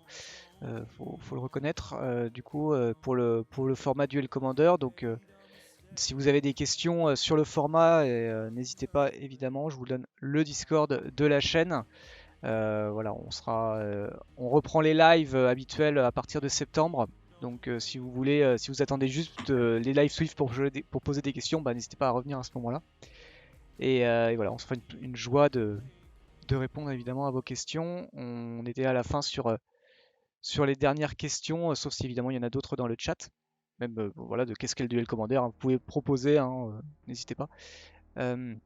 si vous voulez plus de précision sur le format. Et du coup, voilà, on était sur la discussion des membres du comité, que c'est vrai qu'il y a des fois des membres qu'on voit plus souvent que d'autres sur des tournois et qu'il y avait peut-être une question, une interrogation de la part de certains joueurs, hein. Je pense que Wanso, je pense que c'est pas forcément toi qui posais vraiment la question et que c'était peut-être aussi une question qui venait d'autres gens ou d'une communauté. Donc voilà, de savoir un peu les. Je suis qu'un bot, moi. De quoi? Je ne suis qu'un bot. Tu n'es qu'un Je ne suis bot. pas une personne. Bon, après, c'était peut-être vraiment que toi, mais je pense qu'il y avait d'autres gens aussi qui voulaient un peu savoir, qui veulent un peu savoir qui sont les membres et, euh, et comme Non, la certains question, sont la là plus question présents est, que d'autres, quoi. la question est récurrente, donc elle était plus que légitime à poser. Mais t'inquiète pas, le tour viendra pour tous ceux qui viennent, s'ils osent venir après. Mais on serait d'ailleurs très content d'accueillir Sgana. Je crois qu'il est déjà venu pour une Il est annonce, déjà pour venu avec une Thomas post-annonce. Mission. Ouais, il y Et a à chaque fois, ça serait 6 un mois, je grand crois. plaisir de l'avoir à nouveau. Et oui, avec grand plaisir, j'aimerais bien. S'il est pas parti lui aussi au Japon avec l'argent du comité. Mais Non, lui, il est pas. Je sais qu'il était pas dispo, mais je ne sais pas exactement pourquoi il était pas dispo.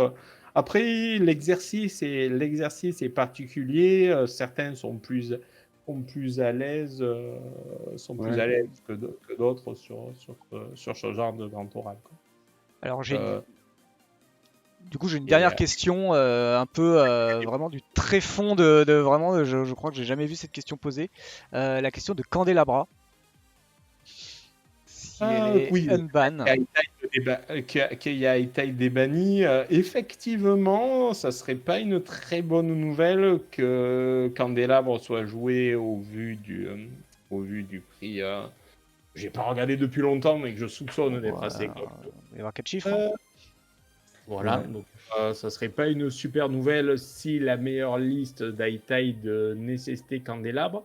Après, j'ai un doute assez net sur le fait que la carte soit si impactante que ça, parce que globalement, il y a des options qui sont sorties depuis, qui sont plus simples, plus convaincantes, et qui sont moins limitées dans les choix. Jouer un artefact aussi, c'est pas forcément ce qu'il y a de plus intelligent d'un deck high-tide, parce que ça peut rendre des cartes, certains anti-bêtes qui sont polyvalents de type Abrad, sera tout content d'avoir une cible qui apparaisse. Et du coup, je pense que High-Tide n'a pas forcément vocation à multiplier, à mettre des permanents moyennement pertinents, et à garder son avantage structurel de ne pas avoir de permanent non heal en jeu. C'est qu'un avis, et j'espère que Candelab sera pas joué, mais de toute façon, je pense que High-Tide ne sera pas dominant de toute façon. Le deck est relativement compliqué à jouer, exigeant, et a des grandes faiblesses. Je pense que c'était complet, qu'on a fait le tour. Mhm. Je pense avoir pas oublié de questions du chat. Je pense aussi. Sur la fin, en tout cas, j'en ai pas vu d'autres. Du coup, on va pouvoir se laisser là le chat. Je vous rappelle la prochaine date. Du coup, ce sera le 25 septembre. C'est le dernier lundi en tout cas. On verra. Est-ce que je pose déjà la question à Févin si jamais il manque des membres du comité ou que tu souhaites revenir à ce moment-là. Est-ce que tu voudras revenir déjà? Est-ce que tu penseras Oh, disponible? je ferai dans tous les cas le dépannage si les gens sont peu disponibles. Après, comme je disais, la répartition du comité fait que certains gèrent plus la communauté française et d'autres plus la Mm. communauté internationale. Ouais. Étant donné qu'il y a pas mal d'autres joueurs qui font les tournois, qui ont plus de contact avec la communauté française, c'est plutôt plus logique qu'on voit des Crime Lune ou des Florent Trott ou des Moondust pour la communauté française, et que j'ai plus des contacts. Par exemple, là, j'ai eu des contacts assez longs cette semaine parce que la communauté italienne est un peu en train de craquer parce que leur format Centurion a eu des décisions qui sont assez étonnantes et assez peu populaires. notamment de bannir des cartes un peu comme Mana Ties, quoi. Du coup, il y a des contacts pour retrouver la communauté italienne. Et comme j'ai déjà fait des tournois en Italie, des QT et des Grands Prix, quoi, et que je connais un peu la communauté locale, j'ai tenu le contact avec des personnes qui se proposaient de devenir consultants. Mais du coup, si je fais ce genre de contact, ou comme j'avais fait, d'avoir fait un streaming avec la communauté russe il y a quelques années, si je fais ce genre de contact, j'ai moins de temps pour faire ce pour la communauté française. Ou la répartition des rôles fait que ce sera assez rarement moi qui ai. Ok.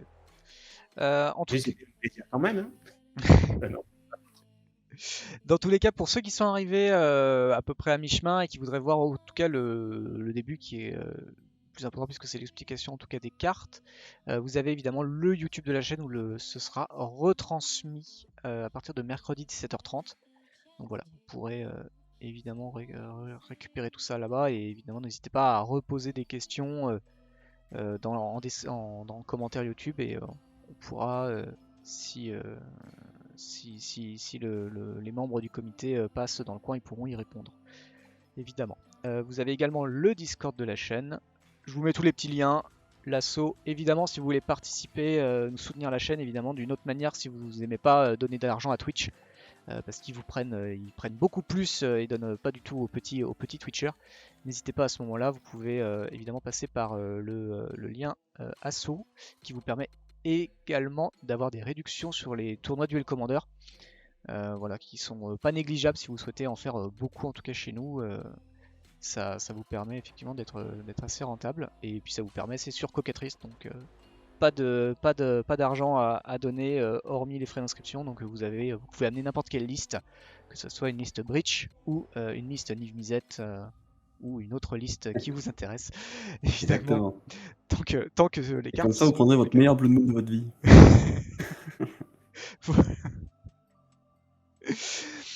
Merci à vous deux. Merci à toi, OneSoak, d'être venu pour poser des questions et voilà. Et puis, très instructif, merci pour les réponses. Et subir l'annonce, parce que c'est quand même le visage, l'unique visage de ce soir en tout cas qui a vu. Ah non, moi je l'ai pas subi, j'apprécie plutôt bien cette annonce-là, donc tant mieux. Le lien du comité, vous avez le Discord pour venir justement du coup poser vos questions aux membres si vous en avez d'autres et que ça vous a pas convaincu ce soir, vous souhaitez plus d'explications. Et le site web qui est complet et qui, je pense, n'hésitez pas à passer sur le Discord si vous pensez qu'il manque des choses dessus ou qu'il y a des choses à actualiser. Comité sans accent, au cas où. Et merci en tout cas du coup Févin d'avoir pu être là ce soir. Je pense que c'était important qu'on ait un membre du comité pour discuter de tout ce qui s'est passé, de tout ce qui va arriver en tout cas dans les prochains mois avec cette nouvelle banlist en tout cas. Merci à vous de m'avoir invité, d'avoir permis ce débat qui était très ouvert et très respectueux. C'est agréable d'avoir un débat ouvert, d'avoir un débat raisonnable et efficace. Merci beaucoup. Merci à toi. Sur ce, passez une très bonne soirée, très bonne. Je vois qu'on a Eni. Bon, on va partir sur du Diablo 4. Hein, on fait un peu de raid.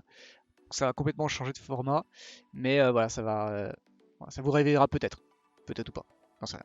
Passez une très bonne soirée. Replay donc du coup mercredi 17h30 comme je l'ai dit, et nous on va continuer nos vacances.